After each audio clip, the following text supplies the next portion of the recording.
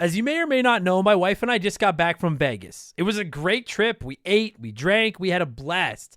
But then we got home and looked at the credit card, and I gotta say, it doesn't matter how much fun you're having, $25 for a drink is a ripoff. Frickin' Vegas. I hate getting ripped off, and so do the lads over at Harry's. They spent years watching the razor blade companies rip people off and said, no more.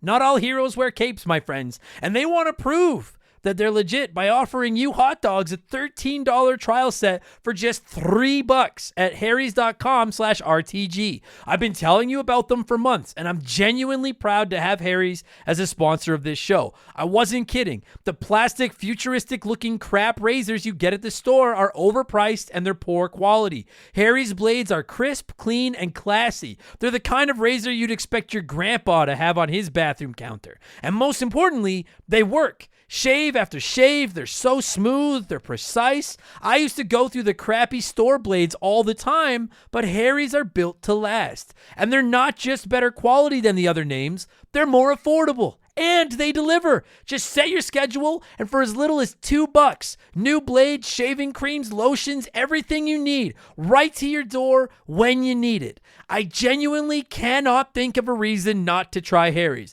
And I'm not just saying this because they're sponsors. They're the best shaving supplies I've ever used. Try them out, and if you're not happy, your shave's on them. And unlike the other subscriptions, they're really easy to cancel if you want to too, which is a nice bonus, but believe me, you're not going to want to cancel. Getting ripped off isn't funny. Switch to Harry's. Get started with a $13 trial set for just $3 at harrys.com/RTG. That's harrys.com/RTG for a $3 trial set.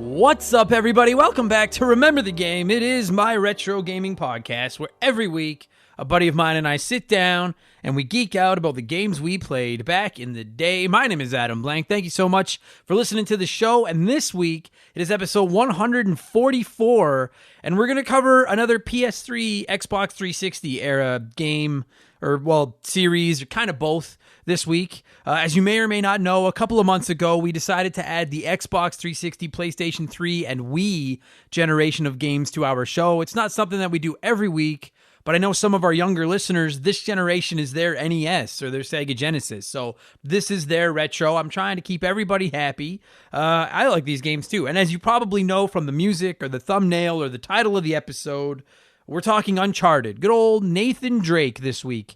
And while the title is technically Uncharted Drake's Fortune, which is the first game in the series, we ended up just kind of covering the franchise as a whole for the most part. My guest this week is my good buddy Tim, fellow comedian, host of Code Names Live on Twitch. I know some of you watch. He's a hell of a man, and we had a nice chat about Uncharted. And Uncharted's tough because it's kind of like the original Crash Bandicoot trilogy, not only because they were both made by Naughty Dog, but because the games, while great, kind of bleed into each other. It's when you haven't played them in a little while, it's kind of hard to tell Uncharted 1 from Uncharted 2 to Uncharted 3. So we just kind of got into the franchise in general, its effect on the industry, what do we like about them, obviously, what we don't like about them, stuff like that. I think this is a really fun episode. I think hopefully you're going to like it, and we'll get there in just a minute, because speaking of stuff people like and don't like, it is time for yet another edition of the Remember the Game infamous intro. And I want to thank everyone that's ordered some merchandise over the past week. Thank you so much. It's going really well. If you haven't seen it, we have t-shirts, hoodies, coffee mugs, all featuring some sick new art by my man Joe over at 4545creative.com. The feedback has been great. Orders are starting to ship out now. So thanks again. If you're interested in checking it out, you can find all of it at rememberthegamepodcast.com. It's a great way to support the show. And of course, speaking of supporting the show, a huge thank you to everyone that's supporting us over on Patreon. It's a phenomenal bang for your buck, assuming, with a caveat, this is assuming you can tolerate the sound of my voice with any regularity. And I am hoping if you're listening to this that you can, then our Patreon is about the best value on that fucking platform, because it is $2 US per month. And you get to help pick the games we cover. You can join our Discord. You can send in comments to be read on all of my podcasts, including the ability to play one, remake one, erase one every week. And of course, the main event, you get extra podcasts. You get a lot of extra podcasts. You get my gaming news podcast, Game Patch, every Friday morning instead of waiting until Monday. And you get exclusive access to Expansion Pass, which I'm not just saying this. I truly believe Expansion Pass is the best podcast I produce week in and week out. We have over 60 bonus episodes just waiting for you right now when you sign up. Game reviews, game rankings, look backs at consoles, predictions episodes, all sorts of fun stuff. Episode 54 of Expansion Pass went live this past Sunday, and with it being WrestleMania weekend in the world of WWE, I thought I would rank my favorite pro wrestling video games. And as is becoming tradition, here's a quick sneak peek of last Sunday's episode of Expansion Pass, number 54, my top 10 favorite wrestling games of all time.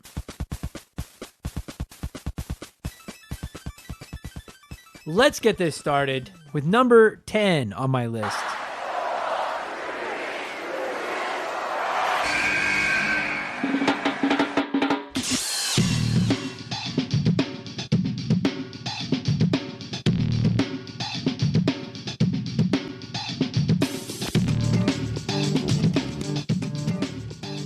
WWF SmackDown for the PlayStation 1. And Wolfgang Darren wrote into us on Patreon and said, Revenge, of course, pro wrestling for the NES, and SmackDown on the PS1 was cool too. And you're goddamn right it was, Darren. I also love WCW NW Revenge. Pro wrestling from the NES, yeah. But SmackDown on the PS1 was fucking awesome. I remember playing this. I thought this was like the greatest looking video game back in the day. Because you got to remember, we were all playing the No Mercies and the WrestleMania 2000s at this point, which were great over on the Nintendo 64. SmackDown just seemed like a much more photorealistic, and it seems so silly to say now, because if you look at it now, you're like, this is fucking hideous looking.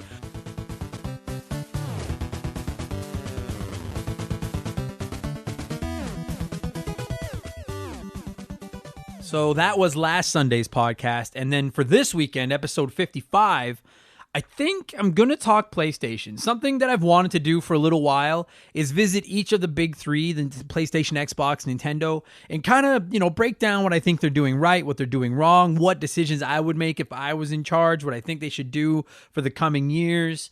Kind of a, not a state of address, but yeah, just to kind of look at the overall lay of the land on each of those consoles, what I think they need to do to stay competitive, as it were. I think it could be a lot of fun, so we're going to hit up each of the big three companies over the coming months. Maybe we'll do a Sega one too, maybe like a hypothetical if we were trying to bring them back.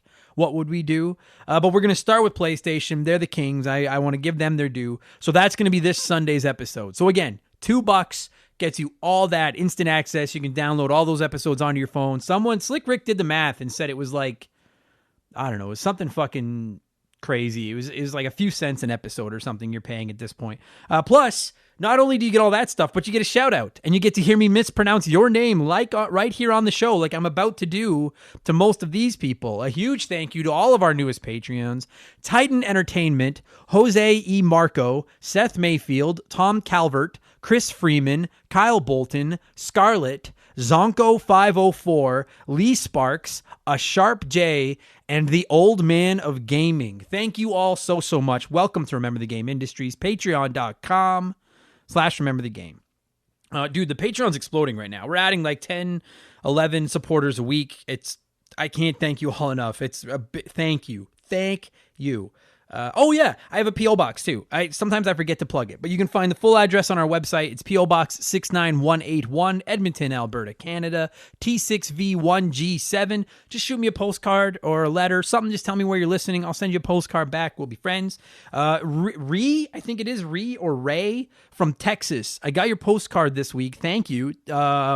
But I don't have a return address, so I can't send you one back. So if you want me to send you a postcard back, DM me or shoot me an email, memberthegame@gmail.com, or reach out to me on social media.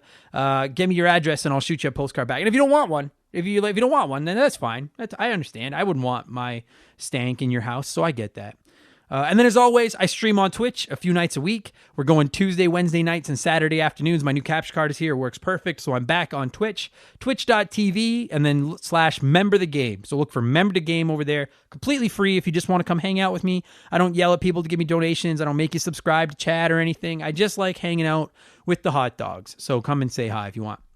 Now, it's enough blowing myself. Let's blow some of you with our opening segment, Blowing in the Cartridge. Every week, I read a few comments and questions from our Patreons, usually gaming-related, but not always. And as I said, we call this segment Blowing in the Cartridge. He blows all right. He blows big time. That's it, honey. Get into the spirit. So let's blow. And last week, about half the comments that I read were people saying nice things about me and the show, and it was really nice. But I said, last week, I specifically said, hey, listen, feel free to blast me in a comment if you want. Write in, tell me what I'm doing wrong, tell me I suck, let me balance it out.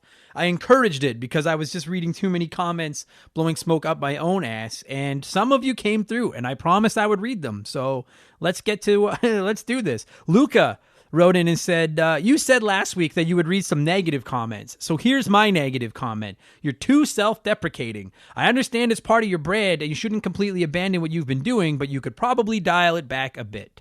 Listen, Luca, thank you for writing in. I'll shit on myself all I want, okay? I gotta shit somewhere. Why not on myself? I do. You know what? It's the comedian in me. I do shit on myself a lot. I gotta stop saying it like that because that sounds bad. I do come down on myself a lot. But it's the comedian in me. I can't help it. And I appreciate you for calling me out on that, but I just know I'm never gonna be able to stop it. So thank you, but I won't be able to help it. So that was the softest one. They get worse as we go. Dave wrote in and said, hi, Adam, big fan of the intro of the podcast, and I'm warming up to you as a host, but I will never enjoy you as a person. That's nice. Since I'm not a big gamer, but your last episode was all about wrestling, are you excited or interested in the WWE 2K game they announced during WrestleMania? Thank you for the most affordable entertainment in the business. Lots of love, Dave. Oh, okay. Well, see, that's not bad. I don't enjoy me as a person either, so I get that, Dave. I wouldn't say I'm excited about the upcoming WWE 2K game. I would say I'm interested in the upcoming game. It's one of those like when Rocky Balboa came out, which was Rocky 6, I wasn't so excited as I was interested because I was like, well, Rocky 3 was a little rough. Rocky 4 was fun but stupid. Rocky 5 was abysmal. Let's see if they can figure out how to make it good. And they did. I don't care what anyone says. Rocky Balboa is a top. If you don't count the Creed movies, I actually think Rocky Balboa is the second best Rocky movie. But anyway, man, maybe we could do a ranking of those. Anyway, okay. So the WWE 2K games have kind of been doing the same way. Like in the early days, they were the early Rocky movies, and then WWE, 2K20 was kind of the Rocky 5 of the WWE game. So I'm hoping that this one is the Rocky Balboa. But I'm afraid that it's just going to be WWE 2K20, but with better graphics. And I'm hoping that that's not the case because I really want to buy your wrestling game and play it. So I'm hoping it doesn't suck. But I'm very cautiously, skeptically optimistic. That's probably the best way to put it. And then finally, the final of everybody shitting on me in the comments this week comes from the Honest Pokemon Trainer who said, you asked for this, Adam. You piece of shit, flap. No, wait. So some of these insults, like I'm going to try to do like Honest Pokemon Trainer. I honestly can't remember if you're from Australia or England or Europe. I don't know. So I'm going to try to just do, all right. You asked for this, Adam. You piece of shit, flappy wanker. Why is there COVID? Blame Canada. Put me on probation. I'll put you in hell in a cell and I'll murder you. That's a little much, Pokemon Trainer. The murdering me is a little much. But he did end it with a smiley face, which makes me feel better. And then he said, my question is, you talked about comedy and how now that you know the secrets, it's lost its shine. Have you ever heard of British comedians Ross Noble and Russell Howard? Ross Noble never really has a script and makes his gig up on the night. Over half of it is just interaction with the crowd. Russell Howard has a lazy eye himself, but he uses it as part of his routine, and it's awesome. Stay safe, and I hope that you are well. Okay, well, thanks for shitting on me, Pokemon Trainer. The murder thing was maybe a little much. Thank you. I have actually never heard of Ross Noble or Russell Howard, but I've said many times, while I am a stand-up comedian, I don't pay a lot. I'm a clueless. I'd be like a fucking musician that knows nothing of the Beatles. I know nothing about stand-up I know like a select few. So I've never heard of either of them, but I will definitely look up particularly Ross Noble because most of my act is also made up on the fly or just interaction with the crowd. I really enjoy watching that kind of stuff when it's done well. So I'll check that out because that sounds more up my alley to a lot of the more scripted isn't the word, but a lot of material, like comedians that just perform material. And I'm not shitting on comics that do that, but that's just not my jam. I prefer the crowd interaction, making it up on the fly myself. So thank you to those of you that wrote in and shit on me. Not everybody did that. Zonko504 wrote in and said, hey, Adam, greetings from New Orleans. Nice, New Orleans. I hope I'm saying that right. I have been listening to the shows for the last several months, and I'm really behind what you're doing. I love the format of the show and its conversational tone. It makes me feel like I'm just listening in on good friends discussing things that they love. As a new kid on the block, I don't want to get in trouble telling tales outside of school, but you asked for comments that weren't just to serve blowing up your ego. Have you ever noticed that you use a lot of food-related metaphors in your critiques? I think I may be sensitive to it because I work as a chef. You have a few favorites, but meat on the bone comes to mind, and I can even hear you saying it in my head as I'm typing this post. Keep up the hard work. I look forward to my new status as a hot dog in the weed that is taking over the retro gaming podcast world. Yo, you wait till we're in charge, Zonko, then they'll fucking pay. You know what? I gotta be honest. So I know that I say I gotta be honest, or I gotta say. I know I say that a lot. I know I say I suck that game's dick a lot. I know I swear a lot. But I almost said I gotta be honest. But I've never noticed that I use a lot of food-related metaphors. But that could just be because I'm a fat kid trapped in a slightly fat kid's body. Maybe that I love to eat. I think about food 24/7. So maybe that's my problem. Is there's always just food in my mind. If I had to choose between being able to eat all the fun food, because I like almost everything. I've said it the only food I really like off the top of my head, not counting like the freak foods, like fucking head cheese and that weird stuff. Like the only normal foods I don't really like is I don't really care for lobster and crab. Like I'm not a big, other than it's like fish, I'm not a big seafood guy. And I hate scallop potatoes because my mom used to make scallop potatoes when I was a kid. And my mom's a good cook, but her scallop potatoes are awful. And I hate them. Other than that, I like just about everything. So if I had to choose between giving up, because I hate picky eaters. I don't hate you. I know some of you listen to this. I just don't understand it. I'm like, dude, just eat everything. So if I had to choose between giving up video games or giving up my like of most food, I don't know what I would choose. Like, I'm really torn on that because I really, really like food, but I also really, really like video games. So I've never noticed that, but now I'm going to be self-conscious about it. So fucking thanks, Zonko504. Dude, and it might have been sacrilege to tell a cook from New Orleans that I don't like seafood. Maybe, I don't know. Anyway, a couple more here, and then we'll move on. Wolfgang Darren wrote in and said, not video game related, well, not too much. I miss Saturday and Sunday morning cartoons. Getting up early and just watching all the shows with a bowl of sugary cereal, seeing all the cool toys coming out, making He-Man fight Shredder while Raphael takes out Mumra. Just good times. I think that's why I don't like some sports, because once golf came on, I had to go do my chores. Oh yeah, and Shovel Knight is great. That is all. So I was going to reply to this, Darren, but then David Phillips wrote in and kind of played the same card. David Phillips said, Adam, here's a question I'd love for you to answer to. What's a show from your childhood that you love but nobody really seems to talk about? For me, it's Captain Power and the Soldiers of the Future. The show lasted one season in 1987 and ended on a cliffhanger and then never got picked up again from its initial showing. It never even got a rebroadcast as far as I'm aware. Each episode cost $1 million to make, so I'm sure that had something to do with it ending. I don't remember Captain Power. I don't think I remember Captain Power. But I will. Okay, so Darren, yeah, I totally miss watching cartoons on the weekends. We weren't allowed to call our friends' houses until 10 a.m. So until 10 a.m., I had free reign to just crush all the cereal I wanted and watch cartoons. But then at 10 a.m., yeah, I was like, all right, I want to go outside and play. So, what is a show from my childhood that I love, but nobody really seems to talk about? Because, I mean, I love Simpsons. I love Ninja Turtles. I love The Real Ghostbusters. People talk about all those. Oh, dude, yes.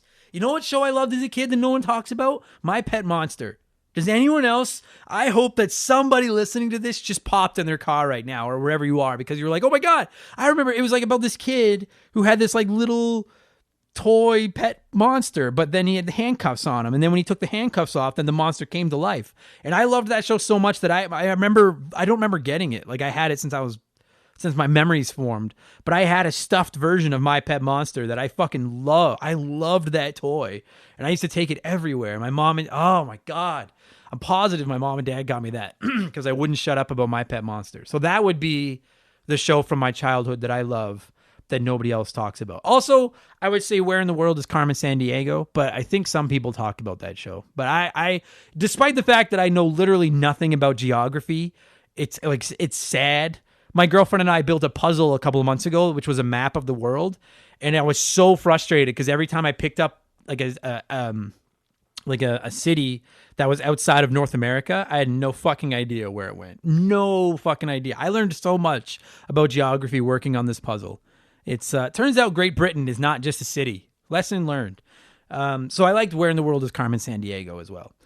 Those are fun. That was fun. Thanks, guys. We have one to go. As always, it's our letter time letter. So it's letter time. It's letter time. And this week, Dave McGee, longtime hot dog, is our letter time letter. And Dave said, so I've been reading up on all the issues with Outriders. One thing I've noticed is a lot of streamers and social media influencers have been saying that this is one of the worst things to happen to gaming and they will never play the game again. And how could they release the game in this state? Now, I understand that the servers crashing and some bugs like inventories being wiped out is a pain, which has been addressed directly and or fixed quite well, if you ask me.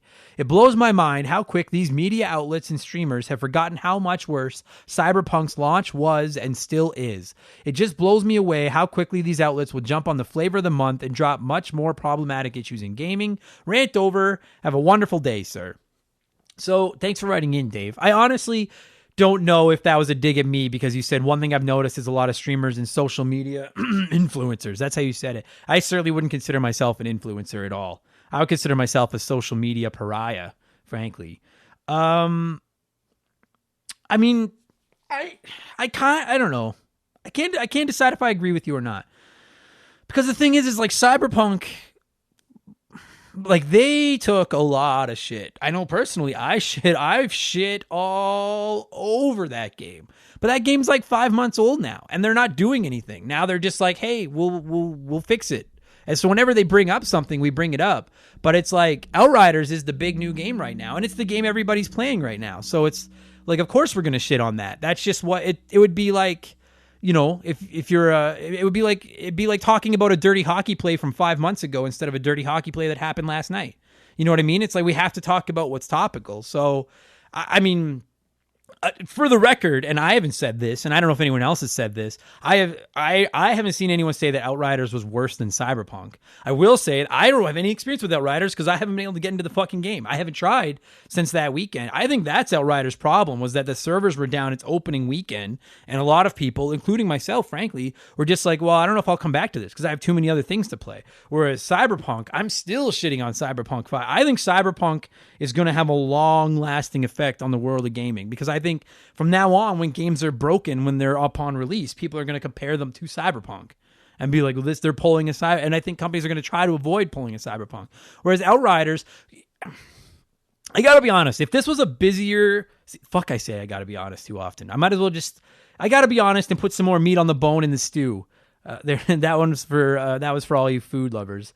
If Outriders had come out during a busier time in the gaming schedule, I don't think people would be talking about it very much at all. Quite frankly, I think the reason people are talking about it is because there's nothing to fucking talk about. We have all these new I have a PS5 and a Series X sitting behind me, and we've gotten like 3 next-gen games on them. So I think Outriders, the fact that and it's not even technically a next-gen game, in my opinion. But either way, I think that's why people are talking about it.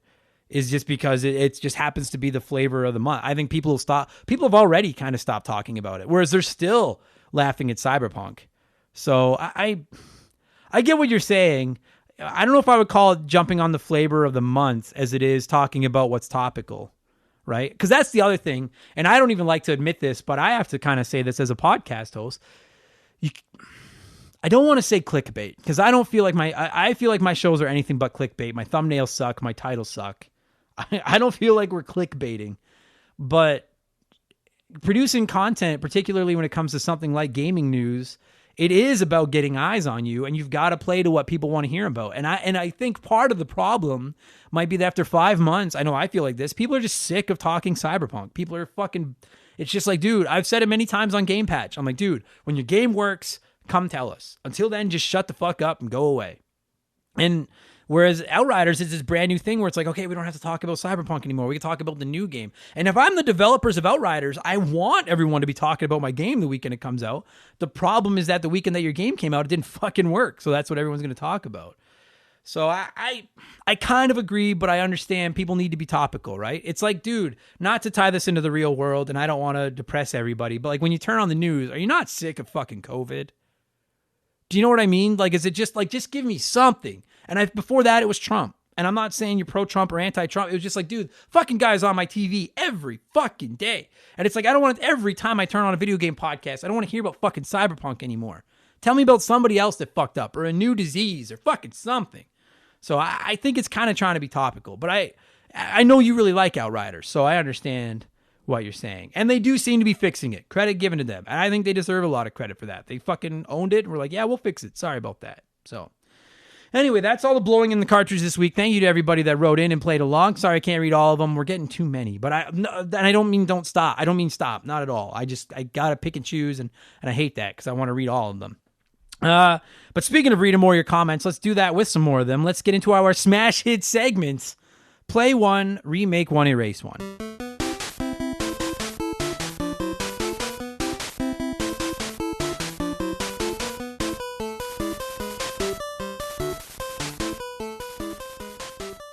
And a huge thank you to Classic Concentration from the NES for unknowingly providing us with the theme music for the unofficial official game show. Actually, it's the official game show of Remember the Game Industries. The rules are simple. We do this every week. I give our listeners 3 retro video games. They can play one as it was released. They can remake one as a modern AAA game. And the third game is erased from time forever. And this week, considering we're talking about a PlayStation exclusive in Uncharted, I decided to go with the PlayStation exclusives that haven't been remade recently edition. And our contenders are Jak and Daxter, Sly Cooper, and the Thievius Raccoonius, I think is how you say it, and Infamous. As always, there are no wrong answers, but there is a right one. We're going to get to there in just a minute. And the reason I said PlayStation exclusives that haven't been remade recently is because I won't speak on behalf of Sly Cooper or Infamous, but I know Jak and Daxter got re-released. I don't even think it was really a remake. They just repackaged them, but you're getting a full-blown AAA remake, which with every one of these games you remake. You're getting the Final Fantasy VII remake treatment, all right? So let's see what we got here. We're going to Lee Sparks is our first player this week, and Lee said, I'd play Jak and Daxter. It still plays fine, looks gorgeous, and has next to no load screens. I'd remake Infamous. It would benefit from updated visuals and might sell well if it had new quests and missions, etc. And then I would erase Sly Cooper. I always found these games overrated. Great concept, but I never found it fun to play. That's a fair. You know what? I like the first player most weeks on Play One, Remake One, Erase One. I like to it's a coherent, quick, it's a precise take, sound logic all around. I can get on board with this, and I agree with you. Jak and Daxter does still play fine, does still look gorgeous. I'm not going to argue with you at all, Lee. So solid, not the way I would do it. Solid start. Let's keep the positivity going here. Titan Entertainment. Let's see what you have to say. He said, play Sly Cooper. I never got to play it back in the day. If I do, check it out. I want it to be the original game. Remake Jak and Daxter. That game could really benefit from the Spyro and Crash Bandicoot remake treatment. Erase Infamous. The game is kind of trash, especially the PS4 sequel. Titan Entertainment, that is your first write into this show. And on your very first write into this show, you called Infamous trash. And you and I are officially beefing. It is on like Donkey Kong. Infamous is not trash. Oh, son of a bitch. I will say that I would also like to see Jak and Daxter. I love Jak and Daxter, but I would love to see that game get the remake treatment that the Spyro the Dragon and Crash Bandicoot games got. I would also love to see that. So, I mean, you're not disqualified because you played by the rules, but know that we're beefing because Infamous is not trash. Titan Entertainment, it is not trash. Oh, I was gonna call you trash, but it's one comment. I can't. I mean, I'll call you trash, but you got to burn me more than once before I'll label you trash. Tom Calvert, let's see if we can't fix this. Said, play Jak and Daxter. I have vivid memories of playing this game as a 3 or 4 year old kid with my dad. I never picked it up and I would love to play it again for nostalgia's sake. Just before I finish your comment, Tom, to know that you were playing that game when you were 3 or 4 and I was playing that game, as like a 20-year-old makes me feel like an old piece of shit.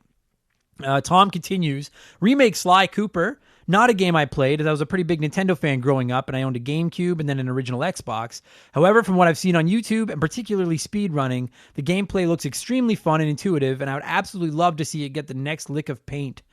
Get the new lick of paint that Crash got with the Insane trilogy. So there's that argument again. Oh, and that means Erase Infamous. I was never a huge fan of these games. Played the original on the PS3, but I was never able to get into it. Got Second Son free with my PS4 Pro back when, and didn't even cut the film on the box. I have absolutely no drive to play it. Maybe that makes me a shitty person, but I do own it as part of the PS Plus collection on PS5, so it'll be interesting to see what other people say. Maybe I'll give the series another shot. You know what? You know why I'm not going to rip on you, Tom, the way I just ripped on Titan Entertainment? Is because you said never playing Infamous maybe makes you a shitty person, so you owned it. Right in front. All you fucking... Listen, I didn't plan on bringing Angry Adam out today because this is an Uncharted episode, and I really like Uncharted, and I'm in a good mood today. But all of you throwing shade at Infamous need to check yourselves, all right? Because that game and that series is fantastic, and I'm sure Sly is good. I've never played it, and I like Jak and Daxter just fine. But all of you that haven't played Infamous need to get a little bit of culture. You all come at me, and you're like, oh, you haven't played Castlevania Symphony of the Night. Oh, you haven't played Gunstar Heroes. Why don't you get a Sega Saturn? Because I'm too busy playing good games like Infamous that none of you have played, and you're starting to really piss me off. That's why. Thank you for playing, Tom. Oh, Jose E. Marco wrote in and said, this one is easy and simple. It better be. Keep Jak and Daxter. They are absolute PlayStation classics. Remake Infamous. It has great potential to be a AAA game. And last and especially least, get rid of Sly Cooper and the Thievius Raccoonus. Never liked it. Don't let the door hit you on the way out. Jose, you can take a seat right beside me. You get shotgun on this fucking drive through this goddamn train wreck of a podcast because you're damn right Infamous has the potential to be a great AAA game and it should absolutely be remade. Well done, Jose. Pie Messiah wrote in and said, I'll start this off by saying any of these three deserve a remake before The Last of Us. I fucking agree with you 100%, Pie Messiah. But to play ball, excuse me, Pie Messiah continues, I'll play Jak and Daxter as it is. At least it got a remaster on PS3 and it saw a port to PS4. Remake Infamous. It was a fantastic series to be introduced for PS3. When I got mine, it came bundled with it and I thoroughly enjoyed the story. In reality, I don't see a remake coming with the similar playstyle it shares with the current Spider-Man series. I don't see Sony taking that route. And Erase Sly, I never got into the series. Not that it was bad or not to my taste. I just never picked it up, so I can't say I would be sad about erasing it. And finally, Sony, I hope you tune in to remember the game because then maybe you'll remember your games and make them backwards compatible. Ooh.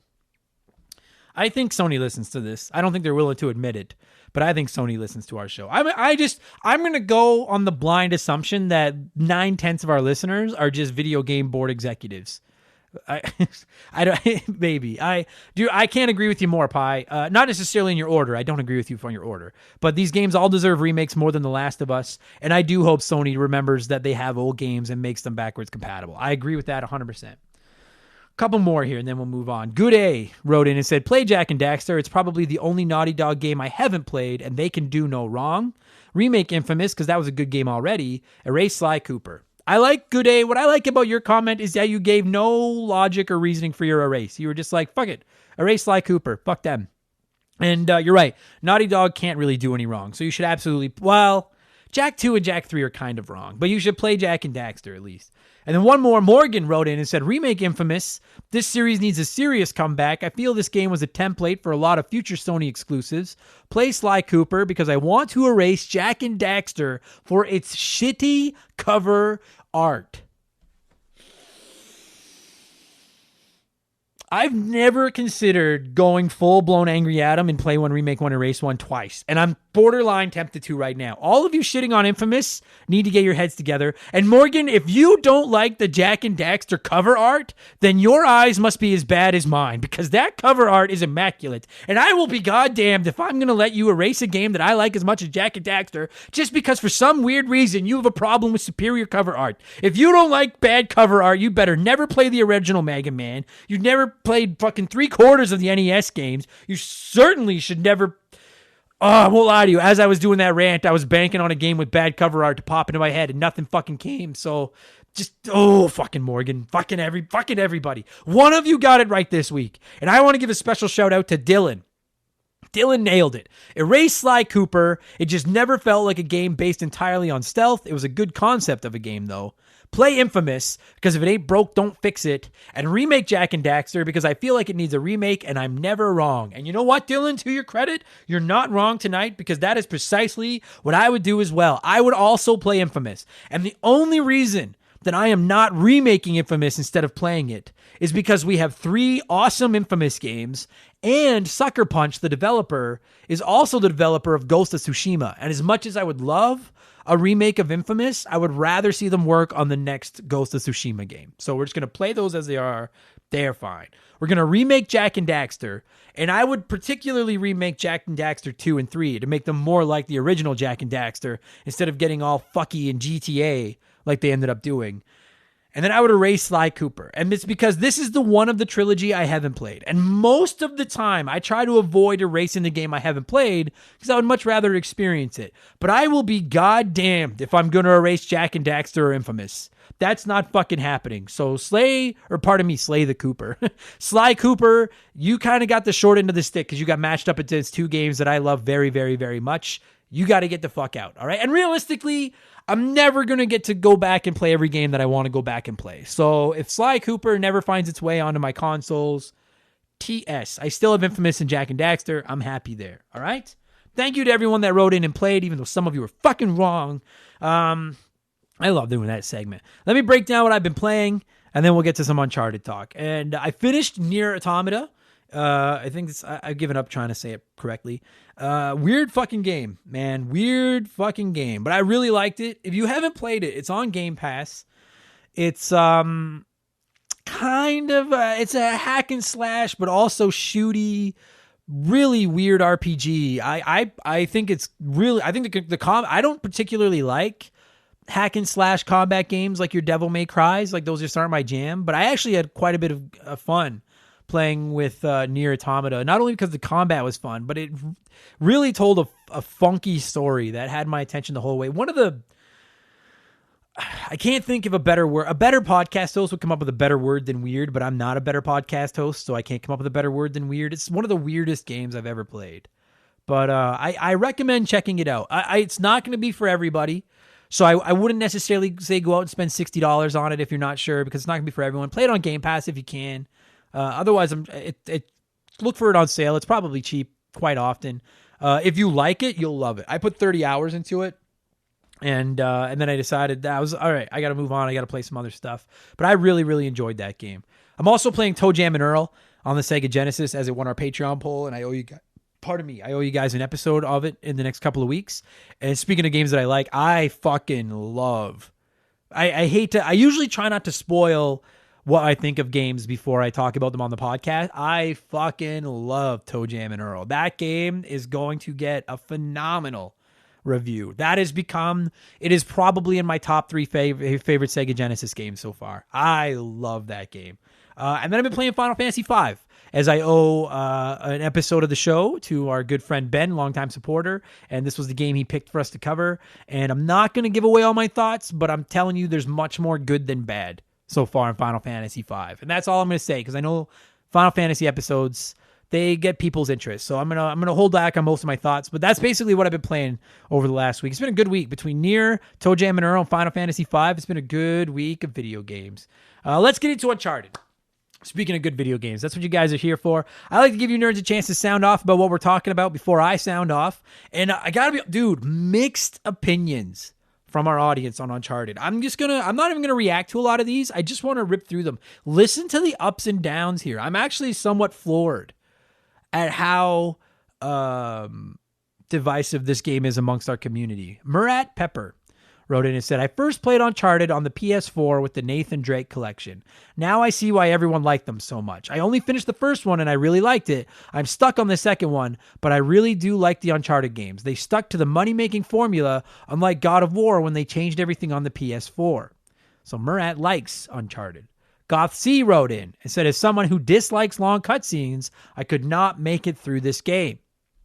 I think that's actually a fair criticism. So Goth does not like Uncharted. Mercury869 wrote in and said, where do we begin? This and the second Uncharted are the reasons I wanted a PS3. Both of these games were fantastic at the time, and the third one lived up to the hype as well. As soon as I got my PS4, the first thing I did was get the Nathan Drake collection so I could finish my playthrough of number 3, as well as grab the 4th entry. I am so stoked for the eventual movie coming out. I am disappointed that Nathan Fillion is not playing Nathan Drake, as they look very much alike, and now you'll never get to see that, or you'll never not see that. You're welcome. I cannot wait to hear your thoughts on this game and hopefully the series as a whole.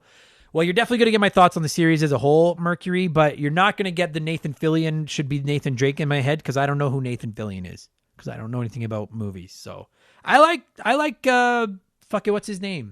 Tom Holland, the Spider-Man. He's playing Nathan Drake. I like Tom Holland. We'll see. I have low expectations for that movie though. Brendan Hine wrote in and said, loved this series. Oh, loved is all capitals. Loved this series. Even before I acquired and beat all 4 titles, I used to YouTube the cutscenes as the narrative was so strong it was basically an adventure film. Very high on my all-time favorites list. So there's some love.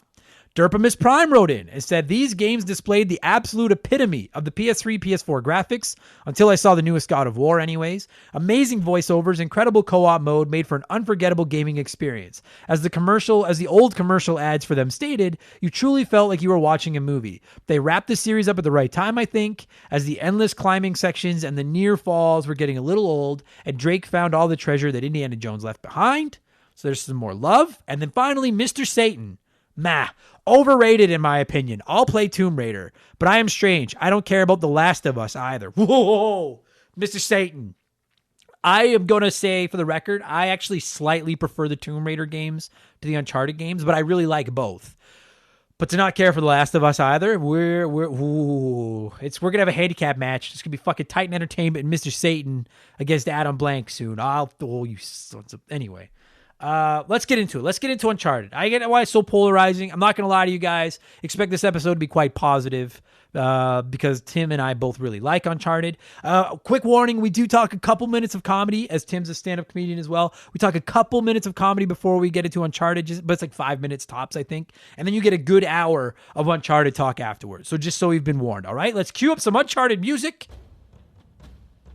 And when it stops, we will discuss the Uncharted franchise and Uncharted Drake's Fortune, which originally released in North America on the PlayStation 3 on November 19th, 2007. Let's go.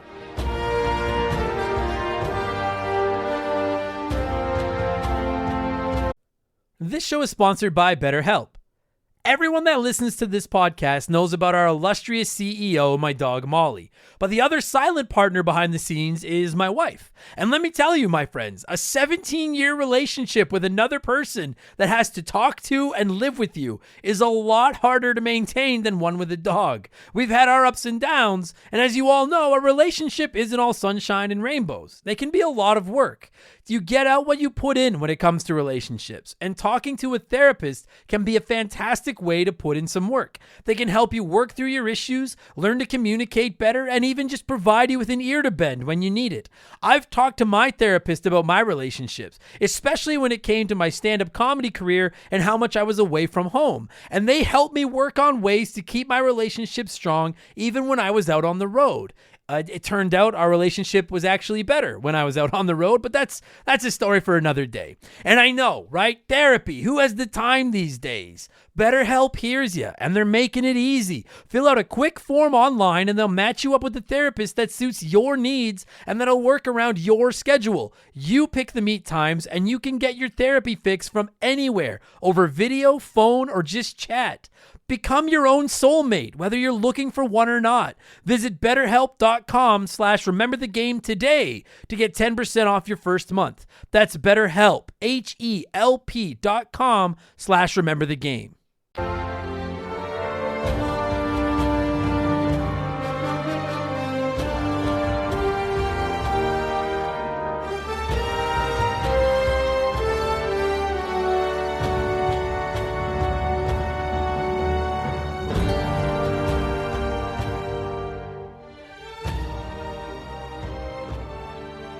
Okay, joining me via the blank phone this week is a first-time appearance on the show, but long-time supporter, longer-time friend, fellow comedian, my good buddy, Mr. Tim Rial. Do you prefer Tim or Timothy? I've always called you Tim. Who the hell would call me Timothy? Well, your Patreon name is Timothy. Old. It's only because, you know what? I don't know why it is that. Okay. It's dumb. Okay.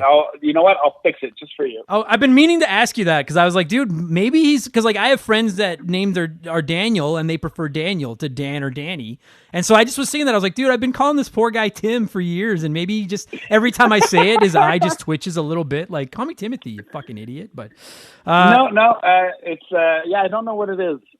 I'll fix it. Okay. So then joining me via the blank phone this week is my pal Tim, not Timothy. So with that said, and now that we've argued about your name for a minute, how's it going, buddy? It's going pretty good. I have a lot of survivor's guilt because this COVID lockdown. I've been thriving, and I feel really bad about it. We've got a lot of friends who decided to take, who in 2019 said, "I finally made it. I'm making enough money. I'm getting enough gigs. 2020 is my year. I'm going to quit my job and go full force into my work as a comedian." And it's like the people who bought the last Blockbuster franchise. Yes. They're going through some hard times, and I'm doing I'm doing so good, and it makes me feel bad because a lot of my friends are not doing good. I get that, man. I mean, people listening to this that aren't comedians might not quite get what exactly, but I totally, because I did quit my job in, I think, 2018, but 2020 was going to be my year, as I've bitched about on the show many times, and it fell apart. Mm-hmm. And I'm doing fine as well, but I've spent the last 10 months just playing video games and talking about video games. And I agree with you. Let's be fair. Let's be super clear and super fair to you personally. Some of our friends are like, "I'm going to make a go of it. I'm going to be a stand-up." And you said, "I'm going to make." You and I have the same business plan. We want to be entertainers. That's what first and again, I'm putting words in your mouth, but I want to be an entertainer. I want to create something that people enjoy. Yeah. That is my goal. A lot of it is stand-up comedy. I can do that easily and well, and so I do that. But I want to create things that people enjoy, and you went the same way. So, yeah, stand-up is a big part of it, but you also do this podcast, which is amazing and brings joy to many, many people.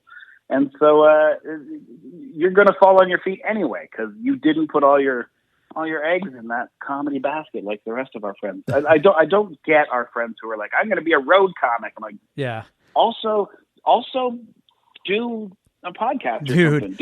Yes, fuck me, Dan. Like, for those of you that don't know, like, so Tim lives out in Eastern Canada. I'm here in Western Canada, and I'm not as familiar with the Eastern Canadian. And we're gonna get into Uncharted in a minute, you guys. I promise. But I don't know for sure. I don't know what life is. I'm not entirely sure how life is for Eastern Canadian comedians. But here in the West, like in Alberta, Saskatchewan, 90% of our work involves a 6, 7, 8 hour drive through these fields that are Alberta, and in the winter they're frozen fields of ice. And I did that for 1 year and was like, I can't wait to find something I can do that isn't these fucking drives. Like, because I like doing the stand-up, I don't like going to the gigs. So yeah, that's why I didn't put all the eggs in my comedy basket, because I was like, I will fucking kill myself if this is going to be my life for the next 30 years. No way. No offense to all you other comedians out there. I don't need to shit on No, but I think they're already figuring it out now. All of my friends have pivoted. They are doing online shows. They've got podcasts. They've been writing a lot. I got a couple of people who sold some pilots that have got some development deals underway with some people. So the people who are good at it and are smart, they're pivoting and they're making this work. Yeah, I think there's and then this is the last thought, and then I promise we'll get to the video. You guys know how I am. I'm like a kid with like a toy, and then I see a bird and I forget my toy. I think there are going to be some people that look back on the last year of lockdowns and quarantines and stuff, not even just in comedy, but maybe just in general. And I think there are some people that are going to look back on this, and it's obviously not a good thing, and we all wish it had happened. And, legit, I don't even think this, I think this goes without saying, but my sincerest condolences to anyone that's lost anybody or anything like that. But I do think that there are going to be people that look at this last year as like, my life changed for the better over that last year because I discovered a new career, or I learned something new, or I launched a project or something. And so I do think that, like, if I had a choice, if I could go back to 2019 and make COVID never happen, of course I would do that. But I do think there are people that have taken advantage of this time to do something they wouldn't normally have had time to do. So in that sense, I guess it's not all necessarily a bad thing. No, one of my favorite things to come out of 2020 is how much you've put into to Remember the Game. Thanks, buddy. And Remember the Game Industries, because it's a lot of what I have to do for all of my side hustle stuff is graphic related. So it's good to just have your voice and your opinions and your shoutingness happening while I'm doing that. And thank God you have time to put out 1,100 podcasts a week. Yeah, this is literally all I do. Like, it's just, I feel like this is my, I legit, like, everyone has dreams about work. I dream about podcasting now. Like when I'm sleeping, I have those dreams where like I'm waiting for someone to call me and I can't get a hold of them, or my equipment's not working, or I've lost anyway, it's just anyway. So on that note, another podcast, now that we've done 6 minutes of just talking about the comedy industry, which is a whole different beast on its own, Uncharted. Someone should really come up with a comedy podcast. Somebody right? A comedian should do a podcast about comedy. Someone should do about comedy. In case you don't know, literally every comedian in the history of the industry at some point has had a podcast about comedy. And unless you're Mark Maron, chances are nobody listened to it. But yeah, let's. You asked me to be on the show to talk about Uncharted. Yeah, and I think it might be because of one of the things I did during my 2020. Yes, and so that's okay. So as you all know, we are slowly adding Xbox 360, PlayStation 3, and the odd Nintendo Wii game to our backlog now. And it's because I know that to some people, these are the games they grew up with. I know that people like me and Tim are old people that didn't grow up with these games, but some people did. So I'm trying to pay you fan service and talk about the games you grew up with. And the reason I asked you to come on the show to talk Uncharted, Tim, is because I do know for a fact over the last year, you sat down, and if I'm not mistaken, you marathon. Did you do the whole series or just the original trilogy? Oh yeah, I did all 5. Okay, we'll get into it a little bit later, but Naughty Dog and I have a relationship. And it's not a terrific one, but I was like, I want to get through these stories, and so I said, with my brain, my schedule, and how much I have trouble with Naughty Dog game design, I have to do these in one sitting. And so I took a weekend, a day that I had nothing to do. I woke up early. I sat down on my chair, turned on the game, and I played it till I was done. And then I shut it off. So it was one go for Uncharted 1, 2, and 3. Uncharted 4, it took a weekend because it's twice as long. So I did a Saturday and a Sunday. And then the next one I did Lost Legacy. And it was amazing. I loved the experience. I loved the stories. And I am super happy it's done and I don't have to do it again. So I got to ask then, you said we'll get into it. I'd like to get into that right now. I'm curious. Why? Because I don't think I've ever hidden the fact that I adore Naughty Dog. From Crash Bandicoot to Jak and Daxter to Uncharted to Last of Us, they are one of the only developers not named Nintendo that when I see their logo splash screen on a trailer, like instantly I get just a little hard. I'm like, I don't know what this is going to be, but I'm probably going to really like it. So then go ahead. No judgment. Well, maybe some judgment, but why? You can judge as much as you want. Why no Naughty Dog? Why anti-Naughty Dog? I'm not anti-Naughty Dog per se. Crash Bandicoot was one of my favorite games. it was just the defining part of my PlayStation experience. And Jack and Daxter is in my top 5 platformers of all time. So good. So good. Early Naughty Dog, amazing, and then Naughty Dog came out with Uncharted. And we'll talk about a lot of things that I like about the fact that they made Uncharted, but Uncharted and eventually The Last of Us was this new turn where they did something that I love. They do amazing stories. They're like, we are going to have characters who are deep. They are 3-dimensional. They are good and bad. Nobody is, in Uncharted 1, the bad guy is just bad and he does bad things just to be bad. And so he sucks as a villain, but it was the first time. It was the first time doing this narrative driven thing. Yeah. But because of the focus on let's make the set pieces amazing, let's make the everything you see look amazing, and then the story be amazing, they spent so much time there that I think they were like, so what should the game be? And I was like, oh, how about just the same 3-minute sequence over and over again for the next 6.5 hours? It's like, yeah, we'll show them really pretty things. We'll tell them a really cool story. And then we'll just have them hide behind this crate and shoot 3 people. And then once those 3 people are dead, we'll put 3 more people climbing in. And if it's an important set piece, maybe we'll put 5 people who climb into that arena. And we'll just hide behind a crate. And should we make the shooting and aiming good? No. We want it to be difficult. So don't let it. We don't want the aim to work. Why would it be good if the aim fucking worked? I got to be honest. You're not so like, cause I will defend Naughty Dog to the death, but I don't disagree with that. Like I mean, we could talk Naughty Dog forever. I mean, so just quickly in case you didn't know, Naughty Dog they made the original Crash Bandicoot trilogy. They made the original Jack and Daxter trilogy, and then they moved on to Uncharted. And just so you're wondering why we brought those up. And that's a big contrast because like you said, Crash and Jack I love both those franchises, but those are bright, colorful, quote unquote children's platformers. Jack 2 and Jack 3 aren't, but I don't want to talk about those. I'm not a fan of 2 or 3. No, me neither. Not nearly as much as the first one. But then Uncharted was completely different. And because I'll get into because I actually have Uncharted is actually kind of a special game to me, and I'll get into that in a minute. But I don't disagree with you. Like I do like almost everything about these games. I love the linear gameplay and the storytelling and all that stuff. But even as someone that adores, like I could sit down and play the quartet of these games right now.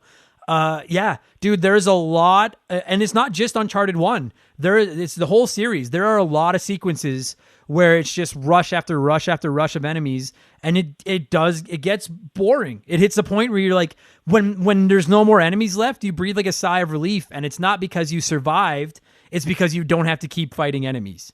And I totally understand. I totally get that. And Uncharted's not the only game that does that. It's just I enjoy everything else about Uncharted so much. Like the I say this with air quotes that you can't see, the problem solving, because most of the puzzles are Nathan standing there be like, I have an elephant statue and there's a groove over there shaped like an elephant. I wonder what I need to do. And it's like, you know what I mean? Like it's problem solving. But I enjoy that. I love the platforming aspects where he's all of a sudden Spider-Man and hanging out like Assassin's Creed style. I really like doing all that. I love the cutscenes and the characters.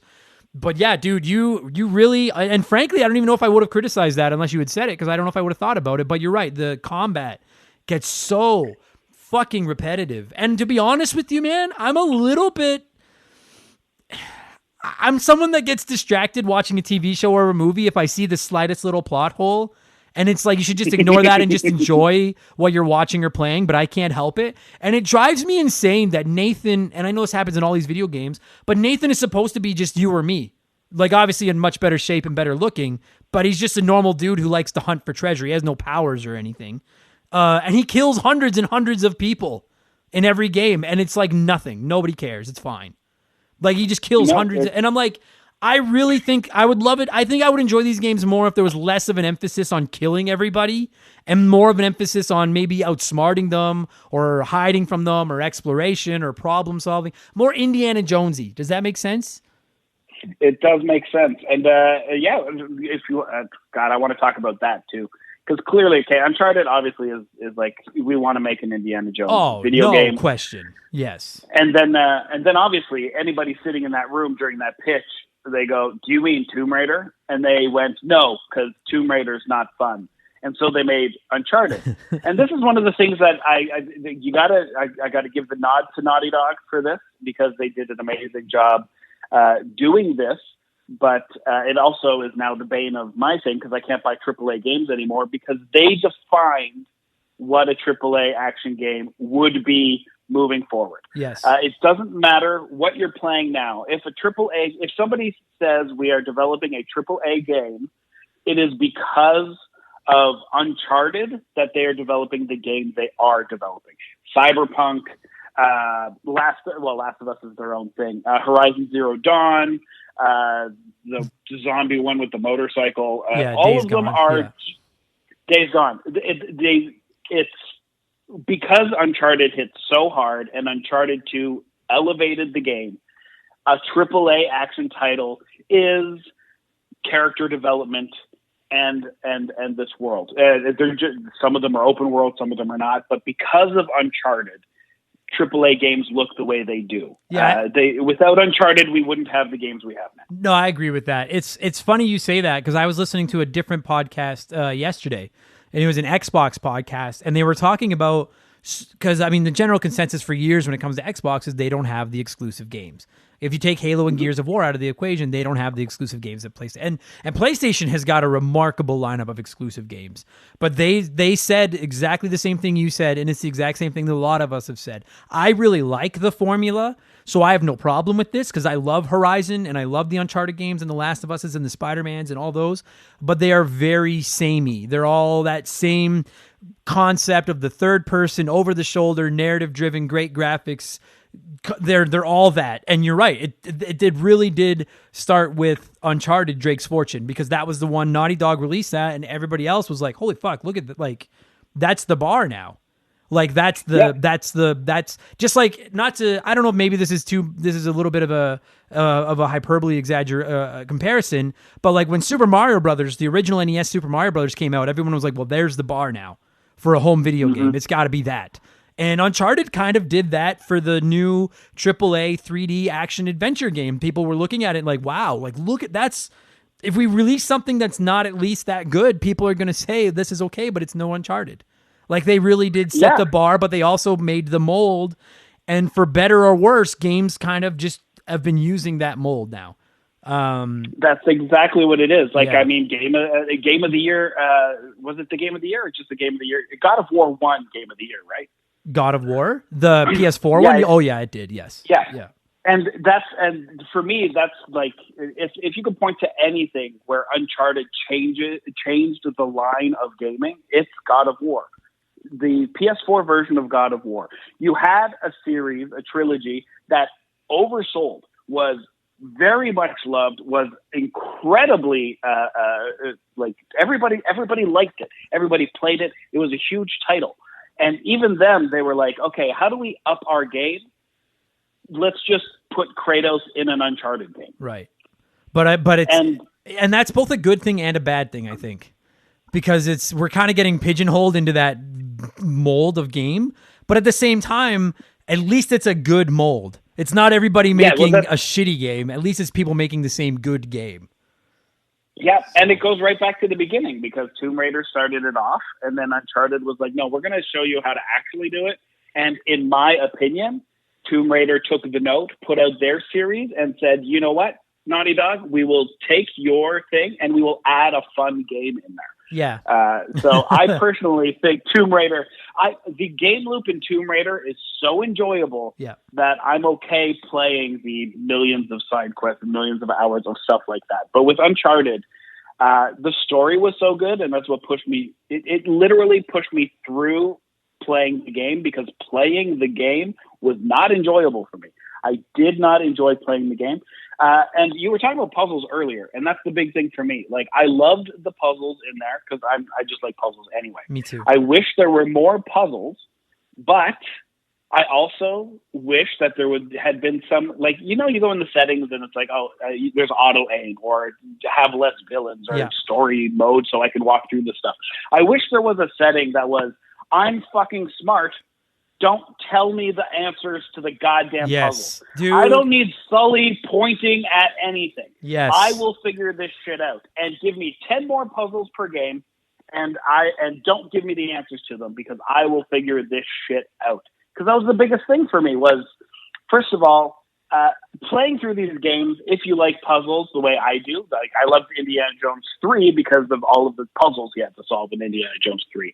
But they take this game and they turn it into the Who Wants to Be a Millionaire of puzzles. It's like you're going to play for 6 hours, but instead of giving you 20 puzzles to solve, we'll spread it out over 6 hours where you only get 5 puzzles. Yeah. And we'll give you the answers to those puzzles while you're doing them. Yeah, yes, I cannot agree with that more. I understand that maybe the Naughty Dog, whoever's making these decisions with these puzzles, is concerned that if someone plays this and they only, because I'm sure there are people that just like the action aspect of it, and they're like, if we put these puzzles in and people can't figure them out, they're going to quit playing and our game's going to get shit on by the people that can't figure out these puzzles. But like you said, either A, make an option where you can make them harder, or B, frankly, the easier route is just let you solve them. And if you're stuck, make it optional for me to go talk to Sully and be like, dude, I can't, you got any ideas? That's all you have to do. That's all. Instead, like you said, I get so jacked when the puzzles come up because it's a break from just shooting fucking 800 bad guys in a row. And then 2 seconds into the puzzle, Sully's like, hey, I bet you these colors have something to do with it. And you're like, fuck. It's like, God damn it, Sully. You fucking old man. It ruins. I agree with you, dude. They should just make it optional. That's all I want, because the puzzles should be exciting. They should be a nice change of pace. And it's like they're solved before you get there. It's just fucking. Yep. I agree. I hate it. The worst part was going through the puzzles, and I don't know if you've dated anybody like this, but I've dated a couple people like this.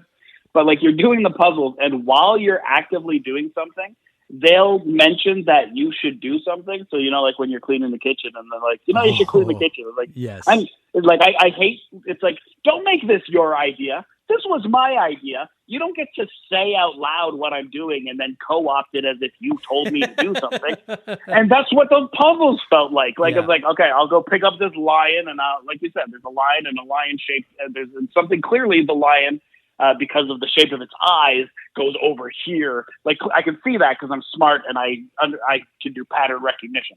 So I'll pick up the lion and I'll start walking towards the thing, and then Sully's like, maybe you should put that over there. I'm like, what the hell do you think I'm doing, Sully? Yeah, you're fucking dead weight, Sully. Why don't you pick up the fucking bird and put it where you want to? Don't tell me what the fuck to do with the lion. Yeah. I'm already carrying to the spot. Yeah, and the best part is there's 4 statues for you to pick up and go put into 4 different slots. And Sully will fucking sit there on his high horse and tell you what statue to put in what slot. But God forbid he gets off his wrinkly old ass and picks one of the statues up and fucking helps you. He's just going to sit there and he's like a cat. He's a fucking cat. And he just sits there and you better get moving. We got to get out of here. It's like, oh my God, it's filling with water. We have to get out of here faster. Well, come on, Nate. Fuck you. I like Sully, but fuck you. Me too. And I don't know if it's I don't know if it's on purpose or just accidentally where they decided to put different puzzles, but I feel like Elena helps in the puzzles. The puzzles with Elena, and I don't know if I'm just mixing up all of the games together. And we may be. Puzzles with Elena, it's entirely possible. I played them all in a row.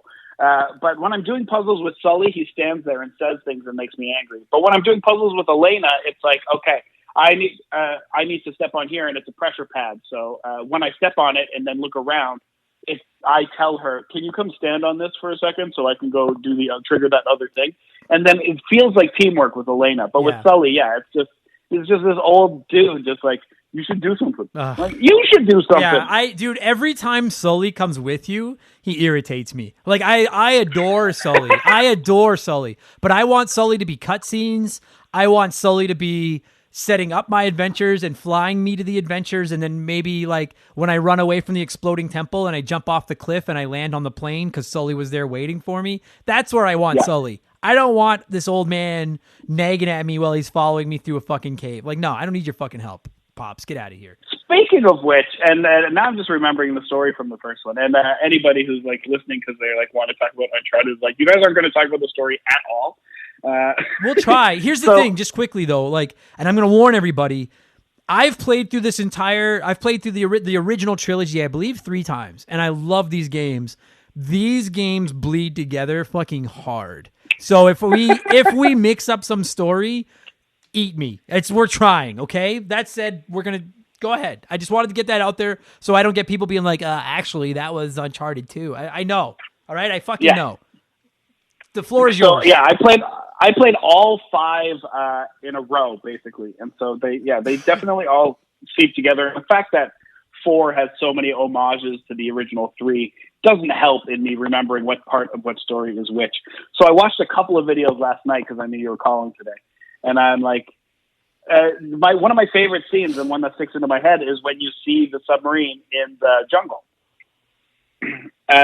So when you walk up and there's a submarine just hanging from a cliff in the middle of the jungle, and you're like, "Whoa, what an amazing thing to find!"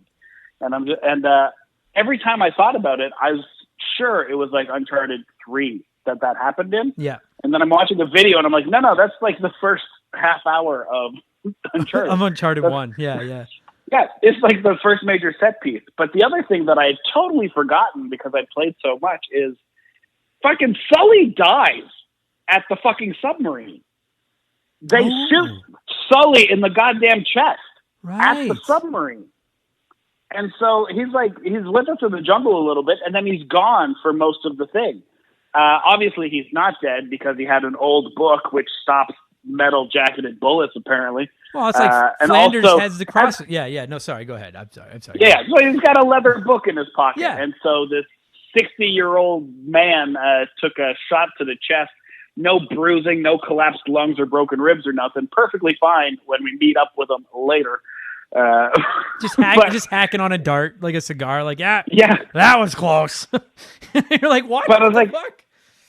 It was that moment where it's like the submarine is cool, everything that's happening is cool. We meet the first villain, and then the first villain kills Sully, the only person outside of Elena that you've made me love in this first 40 minutes, and it's the first time that Naughty Dog did that to me, and obviously the first time Naughty Dog did that. Yeah. But I mean, it's a staple now. Naughty Dog is like, hey, you know what we're really good at? We're really good at making you like somebody and killing them immediately. Yeah. Of course, they copped out because Sully obviously didn't die. He just got taken. You ran away, and he got taken hostage. But that was the first time I was like, oh, I'm in for a trip. Dude, so it's funny you bring that because I actually forgot about that. But it's funny you bring that up because like I said, these games, like I love the Uncharted games, but they really do bleed into each other. And quite, you know what's crazy about that? And I want to tell my story about Uncharted. I'm going to do that in 2 seconds. When we talk Crash Bandicoot on this game or on this show, the original 3 Crash Bandicoot games, which again Naughty Dog made, they all bleed together. Like they're very similar games with just little nuances, little tweaks. And the Uncharted thing are the same. Like they're very similar games. They just obviously improve them a little bit, add a few new things. Naughty Dog does have I mean, I played Last of Us 1 and 2. I love both those games. Very similar to each other. Different stories, but very... Naughty Dog develops an engine. They find an engine that works, and then they milk that engine for 3 or 4 games. And I think that's a good thing in the sense of like, I really liked the first one. I want more of that, and I know I'm going to get it with the next one.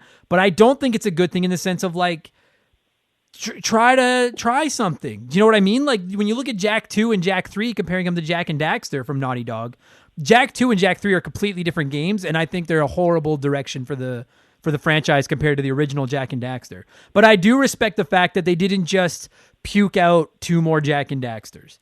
Do you know what I mean? And with Uncharted, they're all great, but they're very similar games to each other. Like very similar games. Yeah, this isn't a Jak and Daxter podcast, so I'm just going to drop this and then sure. move on from it. I think because of Jak 2 and Jak 3, that's why Uncharted and Last of Us, why Naughty Dog is sticking with the thing, because they had Jak and Daxter, they had this winning thing, and then another company put out Ratchet and Clank and it did better. Yeah. And so they said, well, we need to do that. Let's switch to that. And then it was like, no, don't do what they're doing. Do what you're doing. Yeah. Don't copy. And so they're like, no, we're just going to make the best game so that everybody copies it. I think you're right. If it's not broken, don't fix it. Just stay in your lane and make money. Yeah, I think you're right. I think that is what they're doing. My favorite way to explain Uncharted to people is like to differentiate the Uncharted. And I wonder if you've noticed this, but it's like Uncharted is the game. Uncharted 2 is when they added shooting locks through the door. That's the new mechanism that was added to Uncharted 2. They're like, hey, here's this new thing you can do. There'll be a padlock, and you can shoot it. It was like that's the only thing we're adding. It was like when they gave the answer to 60% of the things. It was like giving Malibu Stacy a hat. They were like, "Oh my God, she's got a new hat!" Like that's the only difference is you can shoot a lot. Yes, agreed. Sorry. So then Uncharted 3. The third one was Uncharted 3 was here's a rope. Yes. Yep. I like the rope stuff. I love the rope, but it's one of those things where it's like, look, we know you like this.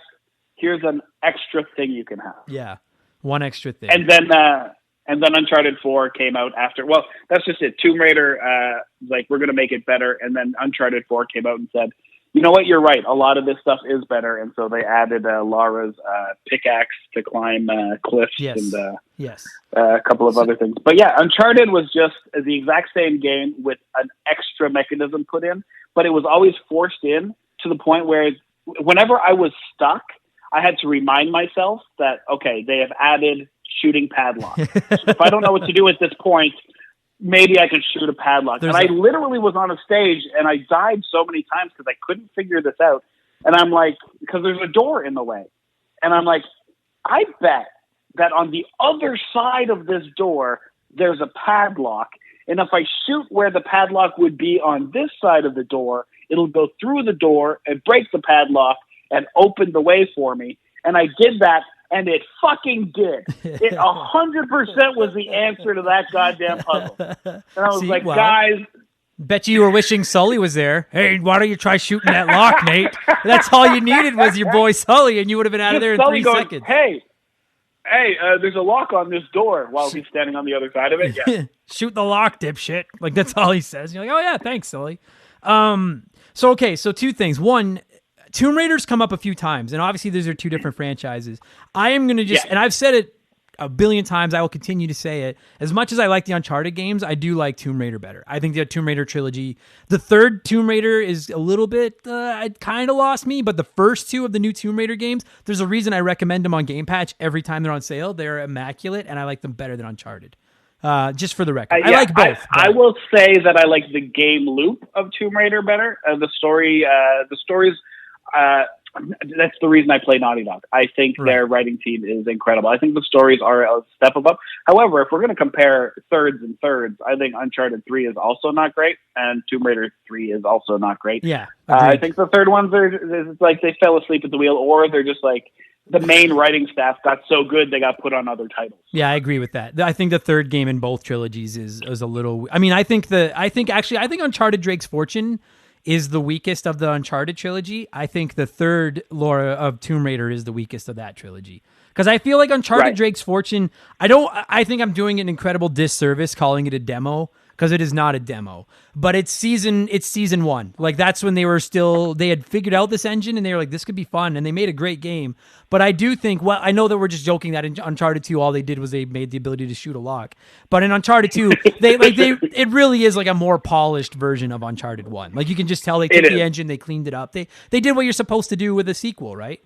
Yeah. What happened to me with the original trilogy? They really hit all the notes with the second one. The story's really good, and the gameplay's really good. 2 is best of the original trilogy. The story's pretty dope in 3, but the gameplay is all I don't think I swore more at a buggy, shitty game than 3. So I'm just looking at this. So I didn't have a PS3 until right near the end of the PS3 generation. I had an Xbox 360. I fell out of gaming for a little while, and I came back to it with the Xbox 360. I loved that system. And then right near the end of the PS3's life cycle, I actually had a job where I got a ton of petrol points for filling up my company vehicle all the time. And I finally, after like 4 years of driving this company vehicle, I cashed in my petrol points, and I got like $300 in gift cards to Best Buy. So I went and bought a PS3. Wow. Yeah, it was awesome. I basically got a free PlayStation 3. And the PS3 I bought came with a copy of Uncharted 3. And so I turned Uncharted 3 on, and Uncharted 3 starts with like a fight in like a bar or something. And then I was like, okay, well, I got to know why they're like, I got to figure who the fuck these, like if you're listening to this and you haven't played the Uncharted games, I guess it's not technically necessary, but I highly recommend you play them in order. They're all dirt cheap and available everywhere. So I went out and bought Uncharted 1 and 2 because I was like, well, I got to see what the hype is before I play Uncharted 3. And I was about to say, I don't think I'd ever played a game like this until I played Uncharted. And I am going to get back to that in 2 seconds, but I'm looking at the screenshots right now. And you know, the one game I can think of that came out prior to this that influenced this a bit, in my opinion, is Resident Evil 4. Because I'm looking at this right now, and then I'm thinking of Resident Evil 4, and it's that classic third-person camera over the shoulder, shooting bad guys, I had never played a game like Resident Evil 4 until I played that game. And Resident Evil 4 is in my top probably 5 favorite games of all time. Like I adored it. And when I fired up the first Uncharted, it was like, oh dude, this is like that one. This is third person, camera over the shoulder, gun action. Obviously the controls are a little different than Resident Evil 4 in both a good way and a bad way. But Uncharted was like, I thought Resident Evil 4 was an anomaly. Then I played Uncharted and I was like, holy shit, there's 3 games all in this over-the-shoulder action adventure with a good narrative and some cinematic cutscenes and stuff. And I was like, I love games like this. And there's a reason I play all the Uncharteds. There's a reason I play all the Tomb Raiders. I love Last of Us. I love games designed like this. And it started with Resident Evil 4, but it really clicked with me with Uncharted. Like, to me, the original Uncharted is as important to me in a lot of ways as Super Mario Brothers, and it is as important to me as a game like Final Fantasy II, which was my first RPG, and Fire Emblem Awakening, which is my first tactical game. Uncharted made me fall in love with this third-person action adventure genre that has become so, like, you nailed it 20 minutes ago when you were like, basically every exclusive on PlayStation is like this. and then they are all like this. Dude, Final Fantasy VII is like this now. Obviously not with guns, but that's just, this is the new model for an action adventure game, but I don't think that's a bad thing. And Uncharted was the first one. I remember playing this, and like you marathoned them, dude. I marathoned them too when I got a hold of them. I was floored that a game like this existed. And obviously maybe it doesn't age super well today. Maybe it looks a little rough today compared to when it looked, like how it looked when it came out. But I'm looking at screenshots right now, dude. And considering that this game is 15 years old, it still looks pretty good, man. Like, this is an impressive piece of gaming hardware right here. This is like, Uncharted is a very important video game. I think some people sleep on how influential this game is on the industry. I truly believe that. I'm with you 100%. And thinking, just pulling up Resident Evil 4 now, I'm like, I think Resident Evil 4 gave a good benchmark as to what an action adventure game should do and look like. Yeah. Which is great, I'm perfectly happy with it because Uncharted does that, and there's a couple of games that stick to kind of that. Yeah. What I think, I think Uncharted is where that path diverges, where you're going to get the Uncharted and the things Naughty Dog does, where they're like, okay, here's a basic system. We know it works. This is what an action adventure looks like, and we'll do this over-the-shoulder thing.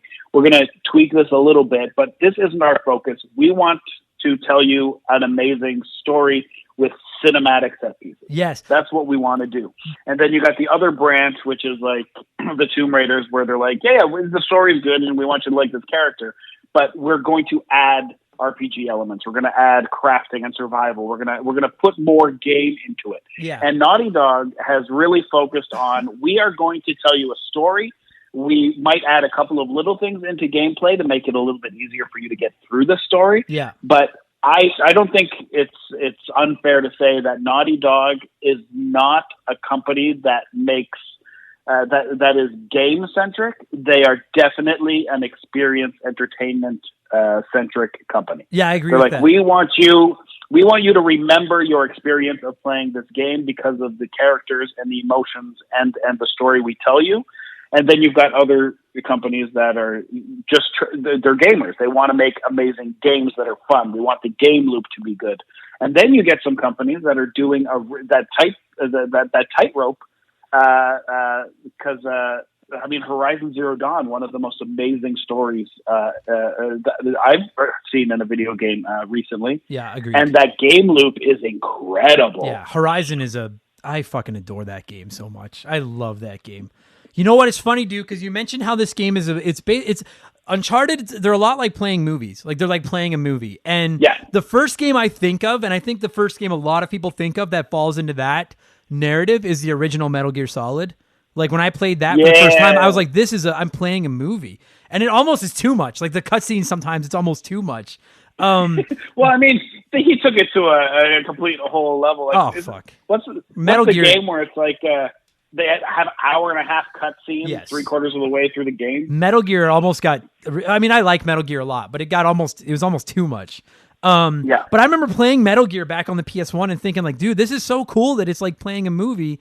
The only problem was that I wasn't super interested in the movie, and quite frankly, I think Metal Gear. I mean, I listen. We reviewed it and I gave it a great review here on the show, but it's a little slow. It's a little. Whereas Uncharted to me, I remember playing this for the first time and being like, dude, this is like what Metal Gear was, but I find it way more fun because it's faster. The cutscenes are not as long and frankly a little more entertaining. And that's become a big thing in gaming. To better and worse, dude. One of the biggest complaints I've seen from people. I can't remember. There was it was the airing of grievances episode we did of Expansion Pass, and one of the grievances that several people aired were cutscenes. Too many cutscenes, unskippable cutscenes, long cutscenes. And I get that because I'm like, I have zero issue with long cutscenes if they entertain me. And that's one of the things about Naughty Dog that I think you nailed perfectly. Not only do they make these great looking games that are pretty fucking good quality, most of the stories they tell, and I'm talking specifically the Uncharted games and the Last of Us games, the stories are interest. Like the stories are good. Like I want to see how this story plays out. I want to see if Sully is dead or if Nathan gets the treasure or fucking whatever. It is obviously Indiana Jones, but with a gun. Like anyone that comes at me and says Uncharted was not insanely inspired by Indiana Jones is full of shit. It is so. I would be willing to go as far as to say Naughty Dog reached out to Lucasfilm and they found out how much it was going to be to make an Indiana Jones game, and they're like, "Fuck that! Take off the hat and give him a gun." Like we're not paying that because these are Indiana Jones games, no question. Yeah, how far into development do you think they got? I feel like up until the last minute, all character models were for an Indiana Jones movie. God! And either LucasArts turned it down or Crystal Skull came out and they're like, no, we don't want any part of it. That's what it feels like. Dude, you know what? And you know what's wild about that, man? Is like, I know a lot of people feel that way, that Uncharted is Indiana Jones. They just announced I don't know when this episode is going to go live, but for the record, we're recording this in mid-January. And just a couple of days ago, they announced that a new Indiana Jones game is in development. And it's the first Indiana Jones game in quite a while outside of the Lego ones. And dude, I'm telling you, I heard about it. The first time I heard about it was on a podcast I listened to. I've read articles about it. The overwhelming consensus from people is I hope it's not Uncharted with a whip. And it's like... I legitimately just rolled my eyes so hard I gave myself a headache fucking when I heard they were making an Indiana Jones game. I'm like, what are you going to do? That's the thing. Tomb Raider and Uncharted exist. There's no way you're going to be able to make a game to differentiate yourself. They hit every touchstone of your genre. Yeah, I agree with you. Like, I mean, I don't want to say I'm excited about it because I'm not the world's biggest Indiana Jones fans. I think 2 of his movies are really good, and I think 2 of his movies suck. That's me. I'm not a movie guy, though. My opinion doesn't matter. But we all know that the Crystal Skull thing was an abomination. And then the one where they rip hearts out of everybody, I think is kind of stupid. But I like the other 2. But that's not the point. Indiana Jones is a cool character. But you're right. And that's exactly what I was... Uncharted and Tomb Raider they are Indiana Jones video games.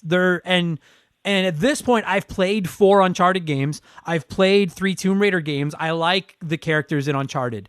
I like Indy too, but I'm like, what? You're right. Like, what do you cannot convince me that game is going to be better than Uncharted. The only chance they have is if they don't make it Uncharted with a whip. I don't want a bunch of combat. Let me solve puzzles to sneak by bad guys and then maybe.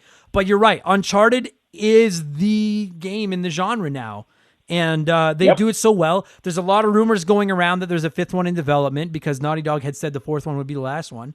And I don't know how to. I really don't know if everyone agrees with me about this, but I'm telling you guys, Uncharted belongs in that conversation with some of the most important and influential game franchises of all time.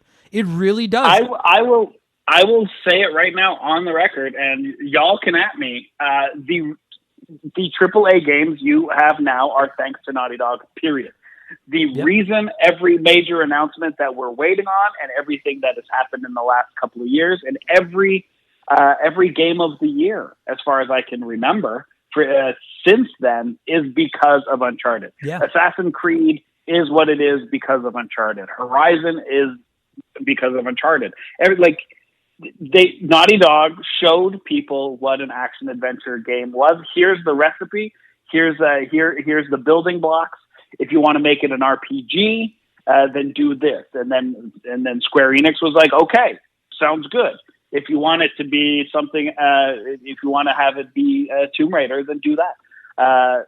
Even Cyberpunk, it's like, no, it's like, this is how we're going to do it. This is the mold. I do. Games look the way they do because of Uncharted. And that's like, and it's not like, I mean, the gameplay, as I agree with you, the gameplay loop gets a little old, but the storytelling in Uncharted is like, tons of games tell big stories now, and Uncharted played a big role in that. The way they look, the way they, like you said, that third person mechanic, like it's a huge game. I'm not going to BS you guys. This was the very first PS3 game I played.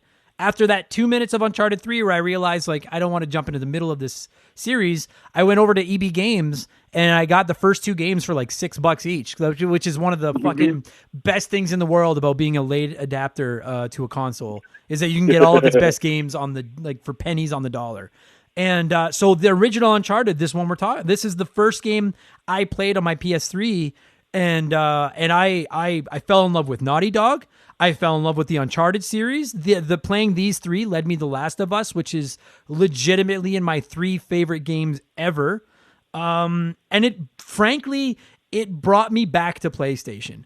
Uncharted, this game brought me back to PlayStation because I had a PS1 and I loved it like everybody else. And I played Final Fantasy VII and Tony Hawk and Metal Gear Solid and stuff. I barely played my PlayStation 2. I used it more as a DVD player. That was my phase where I kind of fell out of gaming, period. And I didn't play a lot. The only game I really played was Halo on my Xbox. And then I had an Xbox 360. I never touched a PS3. And then when I got my hands on this, I was like, dude, is this what gaming is now? Like, is this what games are capable of doing? And now, like, I have my PS4 sitting here under my TV, and I basically just use it to play PlayStation exclusives. Anything that's multiple, that's on PlayStation and Xbox, I usually lean Xbox just because that's my preference. But the PlayStation lineup of exclusives is exquisite. And I don't care that most of them fall into the Uncharted mold because PlayStation has found their mold, their niche. Just like Nintendo can make games that anyone, like the accessible, PG, bright, colorful games that everybody likes to play, PlayStation's exclusive lineup can stand up to Nintendo's now. It 100% can. And it's on the back of games like this because they've found what they do well. I absolutely agree. I'm telling, like, to me, they're the... I know some people just like to play Madden or Call of Duty or whatever, but for those of you that like to play these big actiony games, the PlayStation mold is the definitive way to make them. And it all started with this game. Dude, 40 minutes ago when we started talking about this, I didn't realize just how special this game was to me. And now that we're talking about it, it's an amazing game. It really is. And it's very linear, and I love that. I love the linearity. Can we talk about that a little bit? Because I am, like, I'm playing Horizon and I'm enjoying it, and I'm worried about Witcher. I'm worried about all these other things. Can we stop opening the world? Agreed. Like, I don't care so much about walking around and discovering my own shit. Nope. If you're trying to tell me a good story, like when I look at the Assassin's Creed games, I'm like, this should be an open world game because this story looks like it's bullshit. Yeah. This doesn't look like a good story. So I'll walk around and decide what I want to focus on. Yeah. But when you're playing a game like Horizon Zero Dawn and the story is so intriguing, and then they're like, here's some side quests, here's some extra areas, and now you have to decide whether you want to continue an amazing entertainment story or find more other things, or God forbid you're like me and you get lost and you end up not following the right storyline to continue your story because you forgot something. And then it's just like, it's the reason I play the Naughty Dog games. I don't like the game loop, but the fact that it's like, no, go this way, we'll hold your hand through it. Here's the entire experience. Like I understand that there's no real market anymore for a 7-hour game. But which is bullshit. Want them. Yeah, that's one thing, dude. People associate the value of it. Like, I'm not saying everyone, but there's a horrible trend in gaming over the last, I don't know when it started, 10, 15 years, has been game length equates value. And it just is not true. I have no problem with I just finished Ghost of Tsushima, and I have gushed about that game ad nauseum because I think it's so fucking good. But it is open world, and there is a time and a place for open world games, but I think it's also incredibly difficult to tell a great story in an open world game because it's so easy for shit to get off the rails. It's not impossible. Horizon did it, Ghost of Tsushima did it, but it's not easy. Whereas when it's a linear, focused, you're almost in a hallway. Like, I know you're in the jungle in Uncharted, but you're not in the jungle. Like, you are in a narrow hallway, and that's where you're going. You know what I mean? Like, you can't just go wherever you want. It makes it easier to tell a good story because the player can't just wander off and fuck the story up. They have to stay in their lane and stick to the story. And I agree with you, man. I have zero issue with paying full price for a 10-hour campaign that is quality, and I love linearity in my video games. That's one of my favorite things about Uncharted is that I have 400 open world games over here if I want to play it. I agree with you. Not every fucking game needs to be open world. Not every game has to be an open world concept anymore, but they all are. Sometimes I don't want to have to fucking look for everything. Just let me turn my video game on, pick up my controller, and just tell me a story. That's all I want. And I know maybe to some people that is a bad thing about the Uncharted games, but I'm telling you, the people that like these games understand what I'm talking about. That linearity is just it's a lost art almost because so few games do it anymore. And I fucking love that, man. And the only thing that really you can do is you can go looking for the odd collectible. They like glimmer. I think they like shine, and you can find them and go get them. I know, and that's so annoying to me because I'm just like, I definitely want to go looking for those. I love collectible stuff. That's the thing. One of the big things from my last playthrough of them, because I was the issue that I always had with Naughty Dog with their new action adventure games was when I originally picked them up. I had Uncharted when it released on the PlayStation 3. I played it, and at the time I was a gamer, and so my pride was very important. I would never start a game below normal. It's like no, I need to prove that I'm good at this game. Yeah. And I could not solve the initial firefight. Once you get onto the island, there's a cliff you drop down, and then there's this area where there are 15 guards, and I could not kill all the guards. I couldn't do it with stealth. I couldn't do it from shooting from a distance because everything, like the shooting was difficult, and as soon as you shoot, everybody knows you're there, and because it's on normal, they're slightly aggressive. And I spent an hour and a half trying to get through this one part, couldn't do it, shut down the game, and didn't touch it again. The same thing happened with me for Last of Us. I got to a part where I couldn't get through in Last of Us, and I just quit. And so yeah, when the pandemic hit, I sat. No, actually, it was before the pandemic, a couple of years ago, because a buddy of mine was like, "You need to finish Last of Us. It's a great story." So I put it on story mode, and I sat down and I knocked it out in 2 days. And I was like, "This is how I want to experience these games. I just want to get through the story." And Adam, I can't tell you like how how it has affected the way I play games right now and what games I play. Sitting down at 9 o'clock in the morning, turning on the Twitch, turning on the camera, and then starting the game, and then just playing until it's done, and having that happen at around 9 p.m., 10 p.m., enough time for me to like reasonably go to bed and still get a good night's sleep. But having completed something, that feeling is so amazing that now I'm sitting in front of the TV and I'm looking at these games that I want to play, and I'm like, it's going to take me forever. Yeah. And I've got so much to do. I'm an adult person. So I'll play Slay the Spire because I've got an hour to kill. Yeah. Or I have all Saturday. And if a company tells me, if you have Saturday off, if you get up at 9 in the morning, sit down in your chair and turn our game on, by the time you go to bed, you'll have completed this game. I'm playing that fucking game. Me too, man. That's the first one I choose. I'm not putting on the. I got The Witcher because I got Witcher 3 because Witcher 3 is 270 hours of story or whatever the hell it is. But I never want to open it because I'm like, I don't have the time to do this. I just want I didn't like Spider-Man for that reason because it was too long and I kept losing interest in it. But you can bet your ass the second a PS5 shows up in my house, I'm playing Miles Morales. I'm sitting down at 9 a.m. and I'm finishing Miles Morales. Buddy, I'm so excited for that. I'm totally on board with that. There's something to be said for, I've ranted about it ad nauseum. I have all the time in the world for giant, long-ass open world. Like, I mean, Witcher 3 is I fucking think that game is superb. I've never finished it, and I probably never will, but I think it's great. There is absolutely something to be said for just a nice little 10-hour fucking playthrough. And, dude, you mentioned playing it on, like, playing games on easier modes and stuff now. I have zero issue with that either. I usually play on normal. I used to play on hard when I was young, but same as you, I'm like, dude, I don't have time for this shit anymore. Like, I don't have time to fucking make a 10-hour game into a 20-hour game because I died 300 times. Like, I just want to play it. And you know what, to tie it back to Uncharted and maybe to start landing the airplane here, like, one of the great things about Uncharted, particularly, I mean, all of them, but we're talking Drake's Fortune here, is it doesn't just offer gameplay or just offer a story. You can play Uncharted on easy and not get a lot out of the combat because, I mean, you're right, the controls, particularly in the first one, are a little shitty. But you can not get anything out of the combat because you have it set to easy and you're just breezing through it.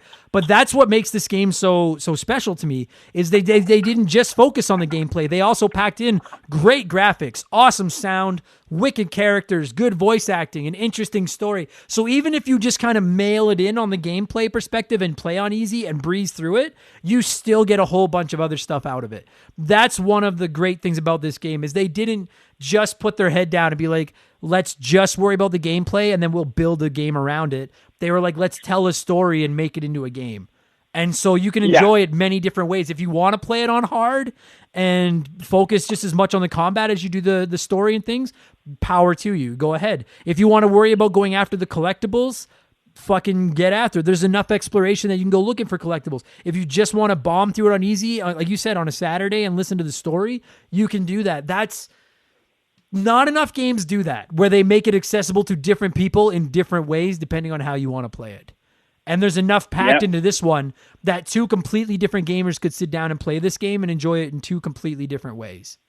Love it. 100% agree. I love this game. For all of you that are, so we've been going for an hour about Uncharted. I love Uncharted. For those of you that have never played these, the Uncharted collection is Uncharted 1, 2, and 3. I think I don't know if they're full-blown remasters. I think they're just kind of They're not full, they're upgrades, but not remasters. Right. Yeah. So they just spit on them and wiped off the dust and stuff like that. But they're great games. And dude, if I'm not mistaken, you can get that collection for maybe $10. So you're getting 3 awesome games for like $3 each. And then Uncharted 4 is also, I think Uncharted 4, I mean, first of all, I think it's the best game in the series. I think Uncharted 4 is fantastic. Agreed. And it's dirt cheap now too. You can get that thing for like $10. So if you like action adventure type games, I give the Uncharted games my unbridled fucking full blown seal of approval. Just know that I would probably rank them from best to worst. I would go 4, 2, 3, 1. I don't know. Oh, you'd put 3 above 1? Yeah, I would. Yeah, because I mean, it's just it's the gameplay. I don't think I had more issues with a fucking hitbox in my life in any game ever than on goddamn Thief Among Us. I think is the third one, right? Fucking god damn it! Oh my god! Like watching back through my playthroughs, it's just 10 hours of me going, where is the fucking hitbox on this guy? It's so fucking annoying. It's like, what the fuck? Like there's people in the chat watching you play, and so I'm like, you guys see that my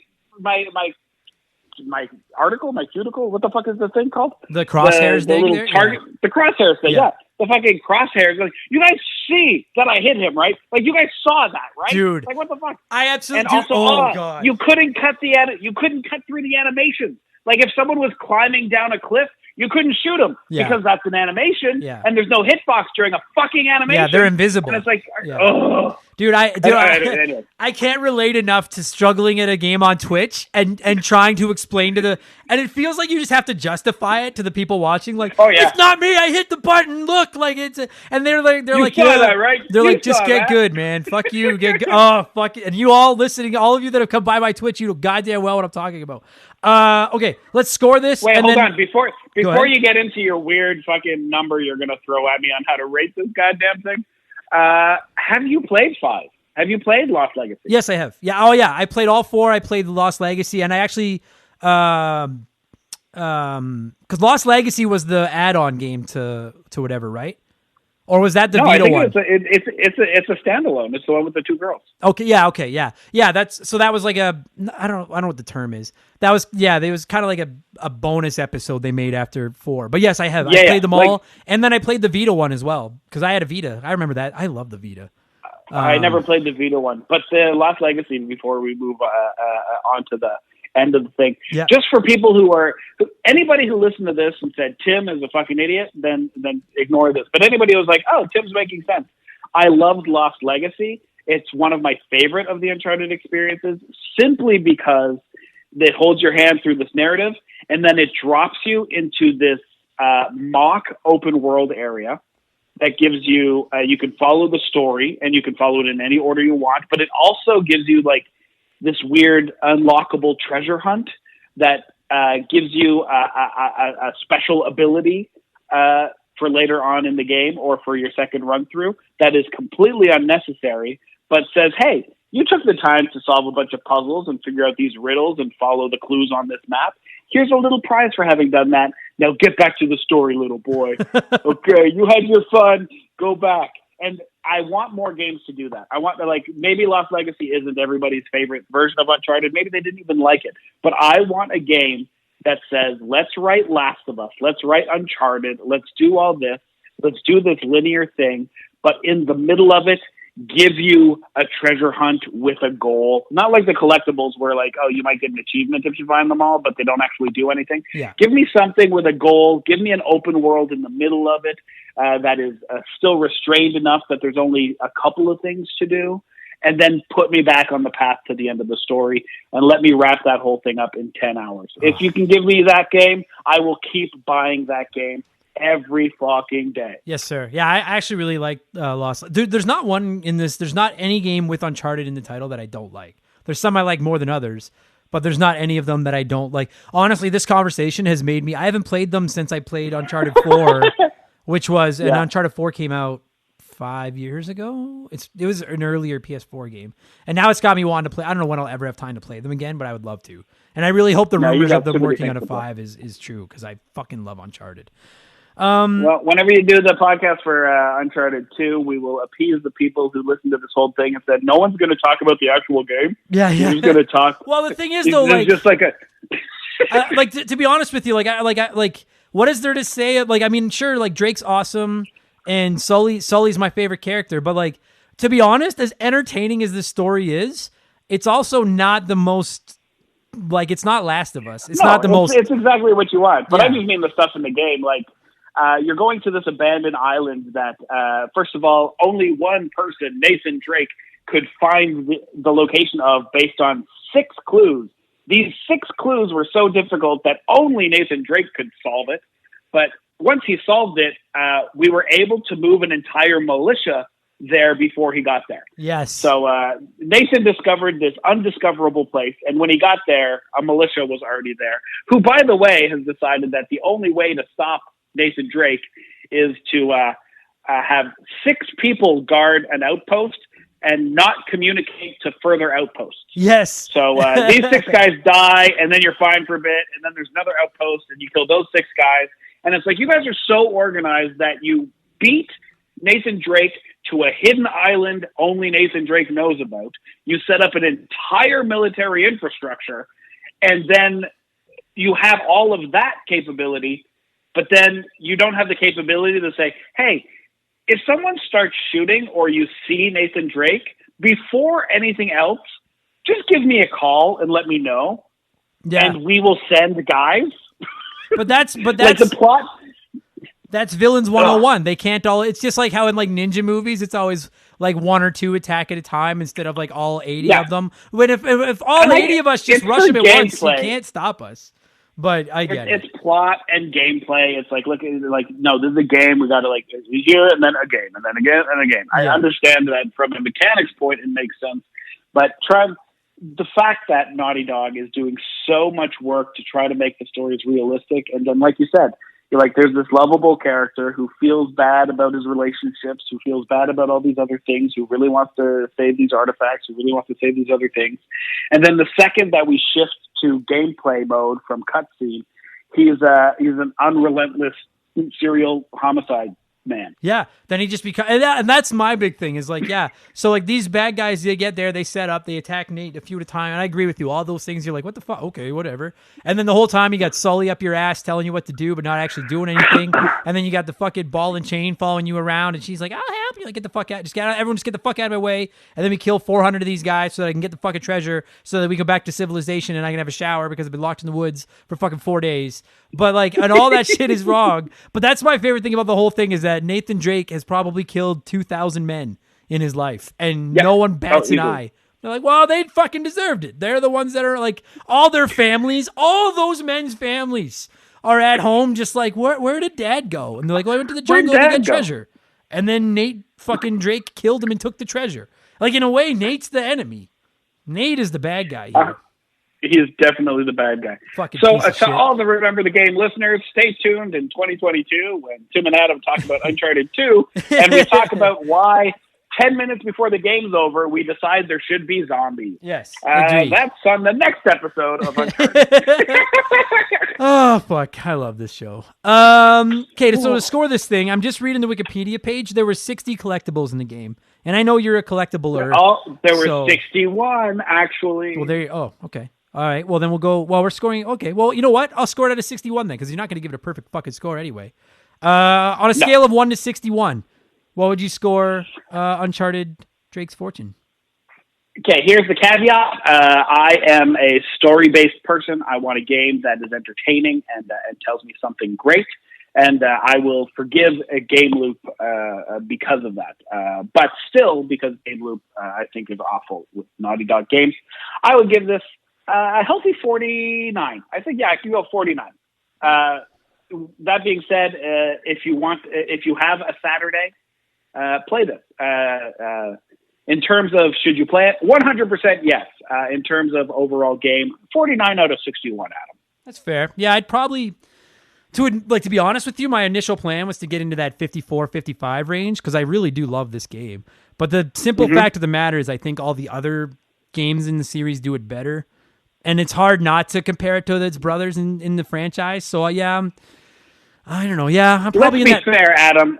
Like, it's 49, but if Uncharted Drake's Fortune had padlock shooting, this would be a 58. Fair enough. Yeah. The padlock shooting.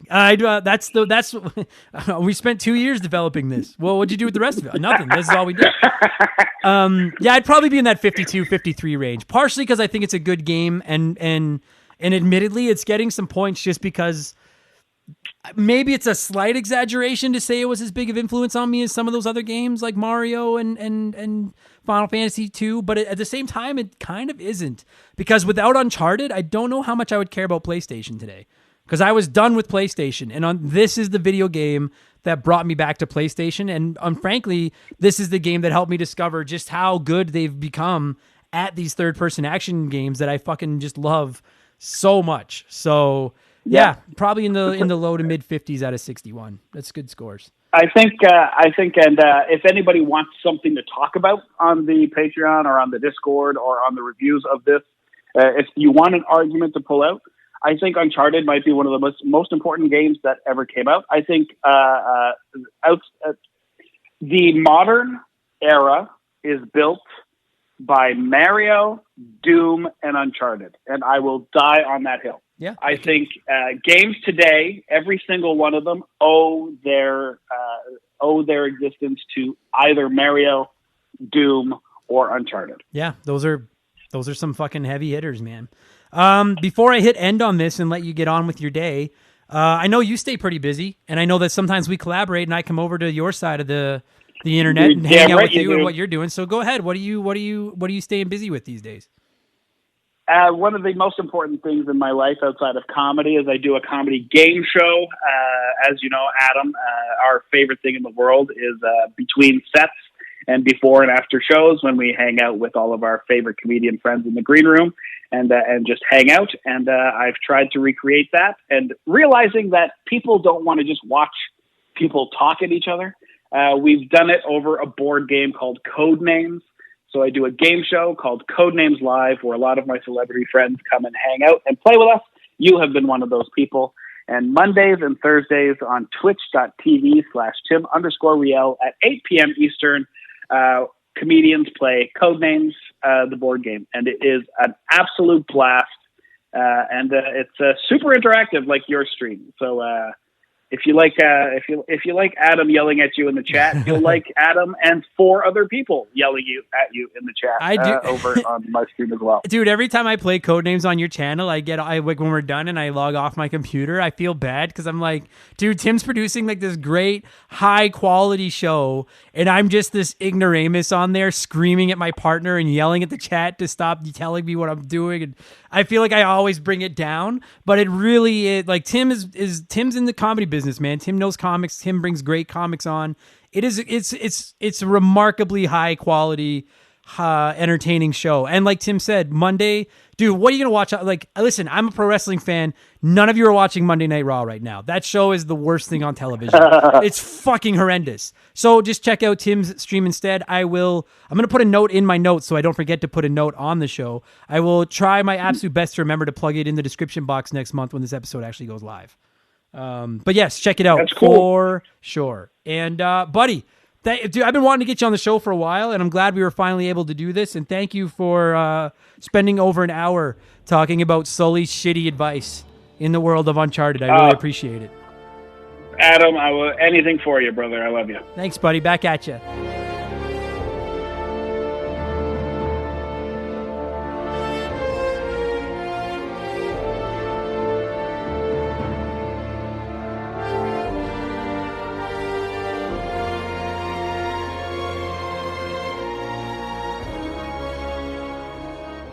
And that's going to do it for this week's episode. Tim, thank you so much for giving me a call, and thank you for talking Uncharted with me. And to every single one of you listening to this show right now, thank you so much for listening to the show right now. I really, really appreciate the support. If you're enjoying what we're doing, if you like the podcast, and most importantly, if you can tolerate the sound of my voice, which is a big ask, consider supporting us on Patreon. It is only $2. It helps me so much. You get extra podcasts, a shout out, Discord access, so much more. It's a ridiculous amount of value for the $2.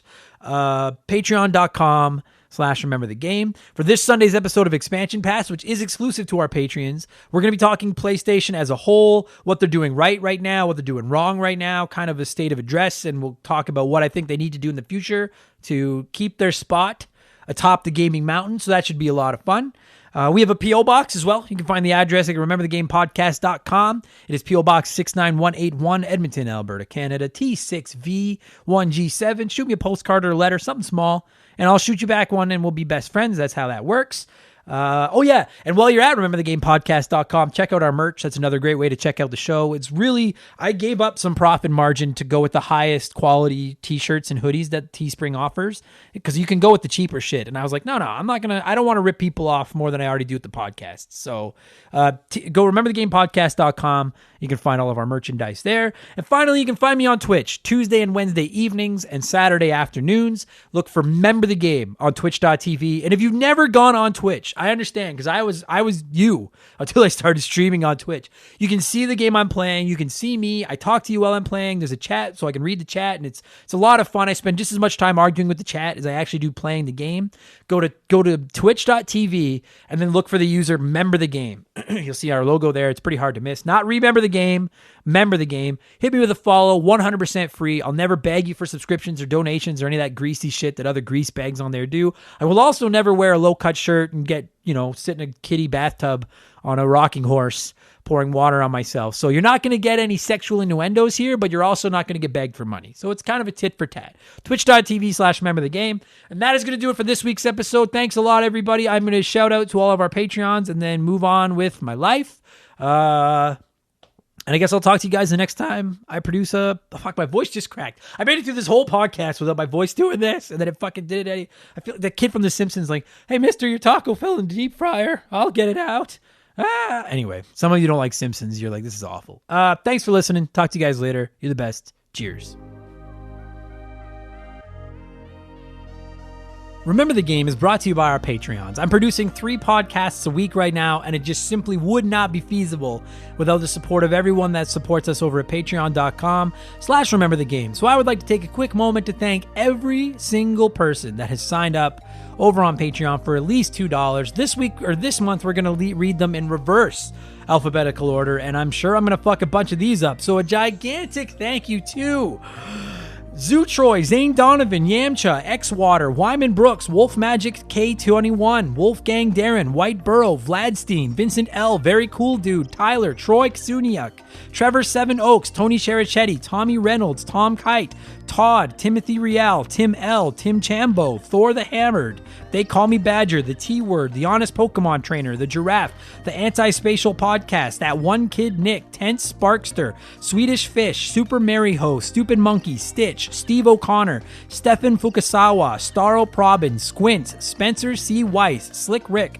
Silver Grunion, Sharonic, Sean Razine, Shaylee, Sirius Ron P, Sean Clifford, Scott V, Scott Brooks, Sam Wright, S2 Vaughn 5000, Ryan Yeager, Ryan White, Ryan McCowan, Ryan Kinchin, Ryan Bayshore, Rogue Agent, Rodrigo Tomazzi, Robert Lippa, Robert Fuchsia, fuck, I suck at this. Rex Sheldon, Retro Bismol, Retro Ghosty Ghost, Raul Aguirre, Raul, I'm sorry. Raging Demon, Potato Bob Guy, Poops Loomis, Pizza Power, Pie Messiah, Peebs, PB McFadden, Parzival, Paul Bullard, Paul, Pat Duddy, No One Cares, Ninja Lunchbox 79, Nick Sills, Nathaniel Shelley, Nathan Warzecha, Nathan Tremblay, Nathan Freak, Murat Pepper, Mulverine Films, Mr. Meeseeks 0406, Mr. Nick, Mr. Satan, Mr. Mark Awire, MPG in Buffalo, Morgan, Miles from BringBackRetro.com, Miklos Blackshaw, Mike Malowani, Mike Maloney,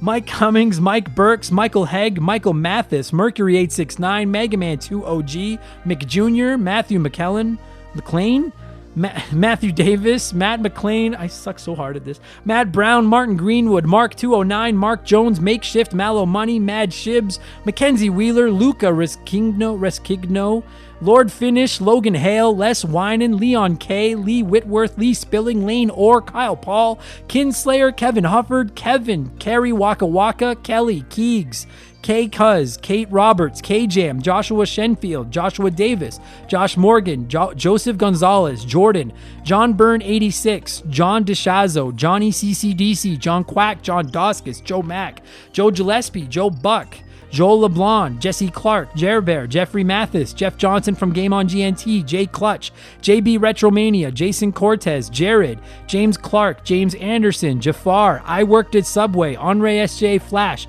Guest House Productions, Goth C, Geek Life Radio, Gary C, Gary Heather, G9 PSX, Freezer Burnt, Fraser Burns, Fob, Ferdy Martinez, Fake McHugh, Explode Processing, Evan Refuse, Mfelf, Elijah 232, Electronic Emotions Program, 8-Bit Bovie, Dylan, Doug Dorn, Doogie, Dominic S. Thompson, How, DNA Gaming, Divalk, Devin Gordon, Desert Tortoise, Derpimus Prime, Derek Jane, Defunct, David Schnatterer, David Ray, David Phillips, Dave Thompson, Dave McGee, Dave L, Dario Omen, Danny Vega, Daniel McKee, Dane Upton, Dana Wuttrell, Dan Wagner, Dan T, Chris Knife 007, Crash Bandicoot It, Craig Rutt, Corey Street, Corey, Cody Poland, Chuck Schlarp, Christopher Sumner, Christopher Russell, Chris Goodfellow, Chris Fleury, Chris Copland, Chris Campbell, Chowdy Lottie, Charlie Medeiros, Chosen Last, Carmichael Nicholas, Captain Cool, Candido, Brian Ransom, Brian Medeiros, Brian Robbins, Brian McKay, Brandon Hain, Brandon O'Brien, Born to Do It, Boognish, Bones02, Ben Drinkin, Ben Busha, Ben Booyah, A-Town, Ashley Cronenbitter, Arpad Bodos, April Zane, Andy Hudson, Andrew Wright, Andre, Amy Gillen, Amarok, Alex Martinez, AJ Jones, AJ Freeman, Adam Oshirello, Adam J, Adam Beasley, Adam Anderson, Aaron Lawson, Aaron Baker, A Novel Console, and Too Loud for the Crowd. Holy fuck, there's a lot of you guys. Thank you all so much very much, and sorry if I fucked up your names. I need to drink of water. Thanks, guys. Cheers.